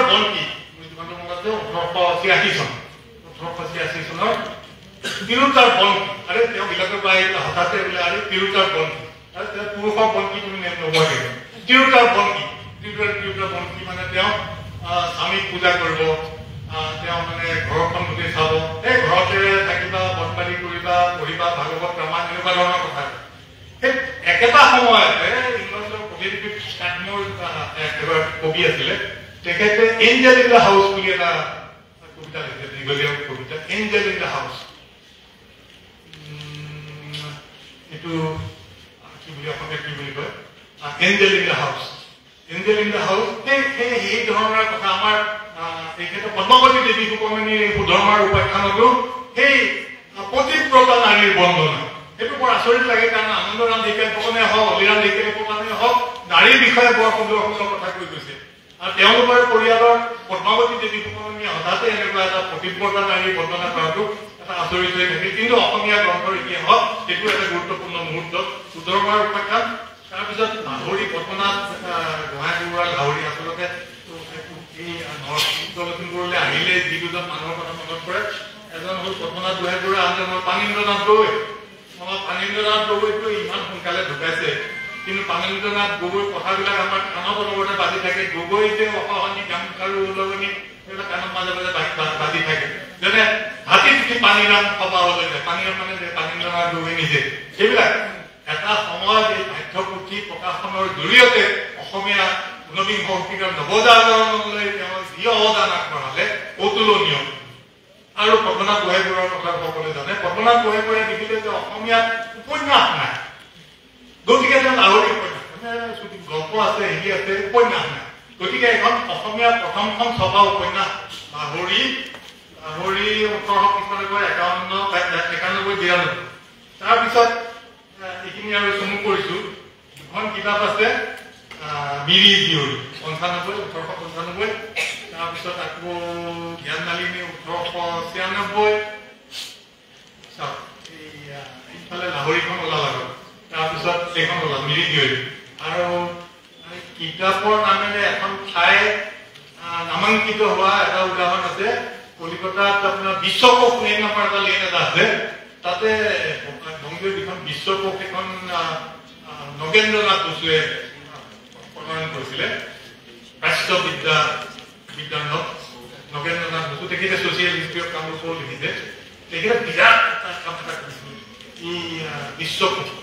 আৰু মহাত্মা গান্ধী যেতিয়া সেই কংগ্ৰেছ ষ্টেচনলৈ গৈছিলে, কলিকতা কংগ্ৰেছ ষ্টেচনলৈ, তেওঁ বাৰে বাৰে মানে ইফালে কংগ্ৰেছ ষ্টেচনতকৈ হুলস্থুল, আমাৰ যেনে সাহিত্যসভাত ইজনে এইটো কথা কয়, সিজনে এইটো কথা কয়, আমাৰ সাহিত্য সভাৰ যিবিলাক বিষয় বাছনি সভাত তাতে বিভিন্ন ধৰণৰ কাজিয়া হৈ থাকে। কোনোবাই হয়তো কৈছে 8.5 টকাৰ মানে হিচাপ আপুনি দিয়া নাই, কিয় দিয়া নাই, আঙুলি জোকাই জোকাই কথা কয়। তাতো সেই কংগ্ৰেছ ষ্টেচনতো তেনেকুৱা মহাত্মা গান্ধী এটা সময়ত তাতো নাইকিয়া হৈ গ'ল, লগত দুজনক ল'লে, ব'লা নগেন্দ্ৰনাথ বসুৰ তালৈ যাম। নগেন্দ্ৰনাথ বসুৰ তালৈ গৈ পেলাই তেওঁ একদম অবাক, মহাত্মা গান্ধী কি কৰিছে। তাৰপিছত গৈ পেলাই তেখেতে ইয়াং ইণ্ডিয়া লিখিলে, nations are made of such giants, এইবিলাক মানুহৰ কৰ্মৰ দ্বাৰা এটা এটা জাতি গঠিত হয়। কৈছে যে সেই সময়ত তেখেতৰ কামখিনি চাই পেলাই মই ডক্টৰ মাৰীৰ কামলৈ মনত পৰিছোঁ। ডক্টৰ মাৰী হ'ল অক্সফৰ্ড ইংলিছ ডিকশ্যনেৰীৰ প্ৰণেতা। ডক্টৰ মাৰীৰ কথাটো মনত পৰে, বৰ সুন্দৰ কথা কিছুমান লিখিছে তাতে। যি নহওক, সেই বিশ্বকোষ লেন, বিশ্বকোষখন নগেন্দ্ৰনাথ বসুৱে প্ৰণয়ন কৰা, তেখেতৰ স্মৰণত সেই লেনটোৰ নামে বিশ্বকোষ লেন হৈ গ'ল। আৰু মিৰি জীয়ৰীখন এনেকুৱা এখন তাৎপৰ্যপূৰ্ণ গ্ৰন্থ আছিল যে আমাৰ গুণাপুতিত এখন মহাবিদ্যালয় আছে, তাৰ নাম মিৰি জীয়ৰী কলেজ। কিতাপৰ নামেৰে নামাংকিত হোৱা এখন কলেজৰ নাম মিৰি জীয়ৰী কলেজ। যি নহওক, মিৰি জীয়ৰীৰ গুৰুত্ব সকলোৱে জানে। জ্ঞান মালিনী সেইটো তাৰ কাহিনীটো হ'ল মহনবৰীয়া হাত। তাৰ পৰা বেলেগ ধৰ্মাৱলম্বী মানুহ এজনীও মানে অসমীয়া গ্ৰন্থ পঢ়িব পৰা হ'ল। তাৰপিছত অসমীয়া ভাষাৰ ৰূপটোৱে বেলেগ হৈ গ'ল। তাৰ আগতে আমাৰ ৰমাকান্ত চৌধুৰী বা মাইকেল মধুসূদন দত্ত প্ৰভাৱান্বিত এটা ভাষা, প্ৰভাতিলা নিশা উষা আকুমতি ধৰি আহিলা, পায়াসে কৰিলা কাকা যেন হেৰুৱাই লংকাপুৰ ক'ত এই মানুহ অসমীয়া ভাষাৰ ৰূপটোৱে বেলেগ হৈ গ'ল। ছপা পুথিয়ে অনা বিপ্লৱৰ এটা সুন্দৰ নমুনা। এতিয়া মোৰ যিখিনি মূল কথা আছিলে সেইখিনি এটা হ'ল যে অসমীয়া ভাষাৰ পুথিৰ তালিকাত মই দুখন বাংলা গ্ৰন্থও অন্তৰ্ভুক্ত কৰিম। বাংলা গ্ৰন্থ দুখন হ'ল আসাম বিৰোধী উলিয়ান ঢেকীয়াল ফুকনৰ আইনক ব্যৱস্থা সংগ্ৰহ আমাৰ এই বছৰীয়া ডেকা আনন্দৰাম ঢেকীয়াল ফুকন তেওঁ এটা সময়ত বৰপেটাত কাম কৰিছিল বৰপেটাত তেওঁ বিভিন্ন ধৰণৰ কাৰ্যালয়ৰ কাম কৰে তাতে এই কিতাপখন তাতে লিখিছে আমাৰ গুণাভিৰাম বৰুৱাৰ মতে তেওঁ তাতে লিখিছে পিছত মই দেখিলো কলিকতা নেশ্যনেল লাইব্ৰেৰীত মই তাৰ প্ৰতিলিপি এটা পাইছিলো মোৰ হাতত এতিয়াও আছে 50টা মান আছে আইন ও ব্যৱস্থা সংগ্ৰহ আমাৰ মানে আইনী পৰিভাষাৰ এটা উৎকৃষ্টতম উদাহৰণ আমাৰ সুকুমাৰ সেনৰ বাংলা ভাষাৰ ইতিহাসত তাৰ কথা এটা আছে কিন্তু তেওঁ তাৰ বিষয়ে একো মন্তব্য কৰা নাই মই ভাবো এটা আইনী পৰিভাষা বংগক এটা আইনী পৰিভাষা দিয়াৰ ক্ষেত্ৰত ইয়াৰ মানে গুৰুত্ব অপৰিসীম আইন ও ব্যৱস্থা সংগ্ৰহ অসমীয়া মানুহ এজন অসমীয়া ল'ৰা বুলিয়ে ক'ব পাৰে অসমীয়া ল'ৰা এজনে বংগ ভাষাক জনোৱা এটা অৱদান আইন ও ব্যৱস্থা সংগ্ৰহ এইটো এটা যিটো জুৰিডিকেল লিটাৰেচাৰ বুলি কোৱা হয় তাত এটা কপু পোৱা এটা নিদৰ্শন তাৰপিছত এইখিনি এটা মোটামুটি কথা ভালে বেয়াই আমাৰ অসমীয়া গ্ৰন্থৰ ইতিহাস লাহে লাহে প্ৰণয়ন হ'ব ধৰিছে আৰু আপোনালোকে যিখন আলোচনা চক্ৰ ইয়াতে পাতিলে মই ভাবো এইটো অসমীয়া গ্ৰন্থৰ ইতিহাসৰ এটা আৰম্ভণি পৰ্ব বুলি ক'ব পাৰি ইয়াৰ পিছত আমাৰ যিসকল গৱেষক পণ্ডিত ওলাই আহিছে তেওঁলোকে বিভিন্ন কাম কৰিব লাগিব বহুত এইটো মানে নিষ্ঠাৰে এইটো কাম কৰিব লাগিব কিছুমান কথা উলিয়াব যেনে ধৰ্ম পুস্তকৰ লগত জড়িত অসমীয়া পণ্ডিতসকল কোন কোন আছে সেইখন কি উইলিয়াম কেতিয়া অকলে কৰিব পাৰি সেইখন কি আমাৰ কলিয়াবৰৰ আকাৰণ সময় অকলে কৰিব পৰা কথা কোন কোন মানে ওলাই থাকিব অভিলেখাগাৰত বহুত তথ্য হেঁপাই আছে আনকি মই আজি যোৱা 20 বছৰ ধৰি পেলাই কেইটামান কথা চাইছিলো আমাৰ কলিকতাৰ জাতীয় গ্ৰন্থাগাৰত কিছুমান নথি এইবিলাক লাগি থাকিব লাগিব আৰু পটককে মানে মানুহে আনকি গ্ৰন্থালয়ৰ ফালৰ পৰাও এৰি নিদিয়ে কি কাৰণত লাগে প্ৰথমতে গৈ পেলাই বোলে এখন আছে বোলে নাই এখন আছে নাই আমাৰ বুৰঞ্জীৰ পুৰাতত্ব বিভাগত গ'লেও আপুনি প্ৰথমতে কিবা এখন খুজিব বোলে নাই এখন নাই তেওঁলোকে দিব নোখোজে লাগি থাকিব লাগি মই এটা কথা কিছুমান নথি পালো পুৰণি কিছুমান মানে 19বিংশ শতিকাৰ আগছোৱাৰ কিছুমান ইংৰাজী কাগজ পালো প্ৰথমতে তেওঁলোকে উলিয়াই নিদিয়ে তাৰে এজন উপগ্ৰন্থাগাৰী তেওঁ দক্ষিণ ভাৰতৰ আছিল ৰাও তেওঁ লাগি তেওঁ নিজে মোৰ ওচৰলৈ ওলাল তলৰ তালালৈ গ'ল বোলে এইখন উলিয়াই দিয়েচোন 19বিংশ শতিকাৰ তৃতীয়টো দশক বোলে নাই ছাৰ এইখিনি তলত উলিয়াব নোৱাৰি ঘূৰি হৈ গৈছে তেওঁ ক'লে যে তেখেত অসমৰ পৰা আহিছে ছাৰ তুমি ক'লে ডাঙৰ পণ্ডিত সেইবিলাক বেলেগ কথা কিন্তু এইখিনি নমাই দিয়ে ছাৰ এখন কিন্তু আপুনি চহী মাৰি দিব বাধা আছে বোলে কিয় বুঢ়া হৈ চব বুঢ়া হৈ গৈছে যদি এখন পেলাই দিব লাগে নমাই আনিলে ক'ত বুঢ়া হৈ গৈছে কিছুমান পাত হেৰিয়ে গৈছে মোৰ আকৌ তেতিয়া মোবাইলটো বৰ ভাল মোবাইল আছিলে তাৰে মই ছবি কেইখনমান লৈ আহিলোঁ সেইখিনিকে ব্যৱহাৰ কৰিলোঁ হ'ল কি বেথুন ছ'চাইটি বুলি যিটো হেৰি আছিলে যিটো ছ'চাইটি আছিলে যিটো বংগীয় নৱজাগৰণৰ সময়ত এটা গুৰুত্বপূৰ্ণ ভূমিকা গ্ৰহণ কৰিছিলে তাৰ এগৰাকী প্ৰতিষ্ঠাপক সদস্য 4জন প্ৰতিষ্ঠাপক সদস্যৰ অন্যতম আছিলে আনন্দৰাম ঢেকীয়াল এইটো প্ৰতিষ্ঠা কৰা হ'ল সেই নথিৰ ভিত্তিতে তেনেকৈ হয়তো লাগি থাকিলে অভিলেখাগাৰৰ প্ৰামাণ্য দলিলৰ ভিত্তিতে আপোনালোকে উলিয়াব পাৰিব ধৰ্ম পুস্তকৰ লগত জড়িত মানুহ কোনবোৰ আনকি শ্ৰীৰামপুৰৰ লাইব্ৰেৰীত গৈ পেলাই কাম কৰিব লাগিব কিছুমান হয়তো পাত নাইকিয়া হৈ গৈছে যেনে মই অসমীয়া ল'ৰাৰ মিত্ৰ প্ৰথম মানে যেতিয়া পাইছিলো সেইখন 1849 চনৰ সেইখন কলিকতা নেশ্যনেল লাইব্ৰেৰীৰ ৰেয়াৰ বুক ছেকশ্যনত আছে তেওঁলোকে প্ৰথমতে নিদিয়ে লাগি থাকিলো তেতিয়া মোৰ মানে মোবাইলো নাই হাতেৰে কপি কৰি আহি কিন্তু বেলেগ ধৰণে কপি কৰাৰ কৰাটো মোৰ হেৰি নাই কৈছে এইখনটো পাত লুটিয়াব নোৱাৰিব পাতবিলাক ভাঙি যায় তাত আনকি আমাৰ যেনেকে ICUত যেনেকে পেচেণ্টক থৈ দিয়ে তেনেকে থৈ দিয়া হৈছে লগত মোৰ লগত 3জন মানুহ গৈছে তাৰমানে মই কিজনী পাতকেইটা লুটিয়াই দিওঁ সেই তেনেকে চাইছো সেই তেনেকে থাকিব লাগিব লগে মানে লাগি থাকিব লাগিব তেনেকৈ আমাৰ বহুত কথা ওলাব ধৰ্ম পুস্তকৰ পৰা হেমকোষৰ এটা দুৰ্ভাগ্যজনক কথা আছাম নিউজৰ কোনো মই খবৰ সম্ভেদ এতিয়ালৈকে নাপালো কলিকতা নেশ্যনেল লাইব্ৰেৰীৰ এটা এক্সপ্লেইনাৰত এটা শাখা এটা আছে তাতো মই বহুদিন কটালো কিন্তু আসাম নিউজৰ কোনো সংসূত্ৰ নাপালো আসাম নিউজখন এটা গুৰুত্বপূৰ্ণ 2 বছৰৰ কাৰণে এখন চলিছিলে এখন দ্বিভাষিক এখন হেৰি অসমীয়া আৰু ইংৰাজী চলিছিলে তাত হেমচন্দ্ৰ বৰুৱাই ভাল ইংৰাজী লিখিছিলে আৰু আমাৰ লক্ষ্মীনাথ বেজবৰুৱাই তেখেতৰ জীৱন সংগ্ৰামত কৈ গৈছে যে অসমীয়া ভাষাটো কেনেকৈ ব্যৱহাৰ কৰিব লাগে সেয়া আসাম নিউজৰ পৰা আমি শিকিছিলো আৰু তেখেতৰ একেটা পৰিদৰে মানুহ একেটা হেৰিৰে মানুহ পৰিয়ালৰে মানুহ হেমচন্দ্ৰ বৰুৱা আৰু লক্ষ্মীনাথ বেজবৰুৱা যি নহওক আমাৰ বহুত কথা থাকি গ'ল আৰু এটা কথা কৈছিলো অকল সভাপুথিয়ে নহয় আমাৰ সাঁচিপতীয়া পুথি একেলগে গুৰুত্বপূৰ্ণ সেই সাঁচিপতীয়া পুথি অধ্যয়নৰ ফলতে আমাৰ অসমীয়া ভাষাৰ প্ৰথম চনেটটো আহিছে সৌন্দৰ্যৰ বুকুৰ কাকলি উজনাই প্ৰকৃতি মানে কি সাঁচিপতীয়া পুথি আৰু প্ৰাচীন শিলালিপি যিবিলাক সৌন্দৰ্যৰ কাকলি উজনাই প্ৰকৃতিৰ চৌঘৰ চালুকৃতি এই শিলবিলাকে আছে শিলবিলাক আগতে জংঘলবিলাক চাফা কৰি ল'ব লাগিব তাৰপিছত আখৰবিলাক দেখা পাব আখৰবিলাকে কুকুৰা টেঙীয়া এই হেমচন্দ্ৰ বৰুৱা হেমচন্দ্ৰ গোস্বামীয়ে সেইবিলাক আখৰৰ কথা কৈছে যি আখৰ আমাৰ এই সাঁচিপতীয়া পুথিবিলাকত ব্যৱহাৰ কৰা হয় যি নহওক আজি এই আলোচনা চক্ৰই এটা নতুন যুগৰ সম্ভেদ দিব বুলি আশা কৰি বক্তব্য ইয়াতে সামৰণি মাৰিছো নমস্কাৰ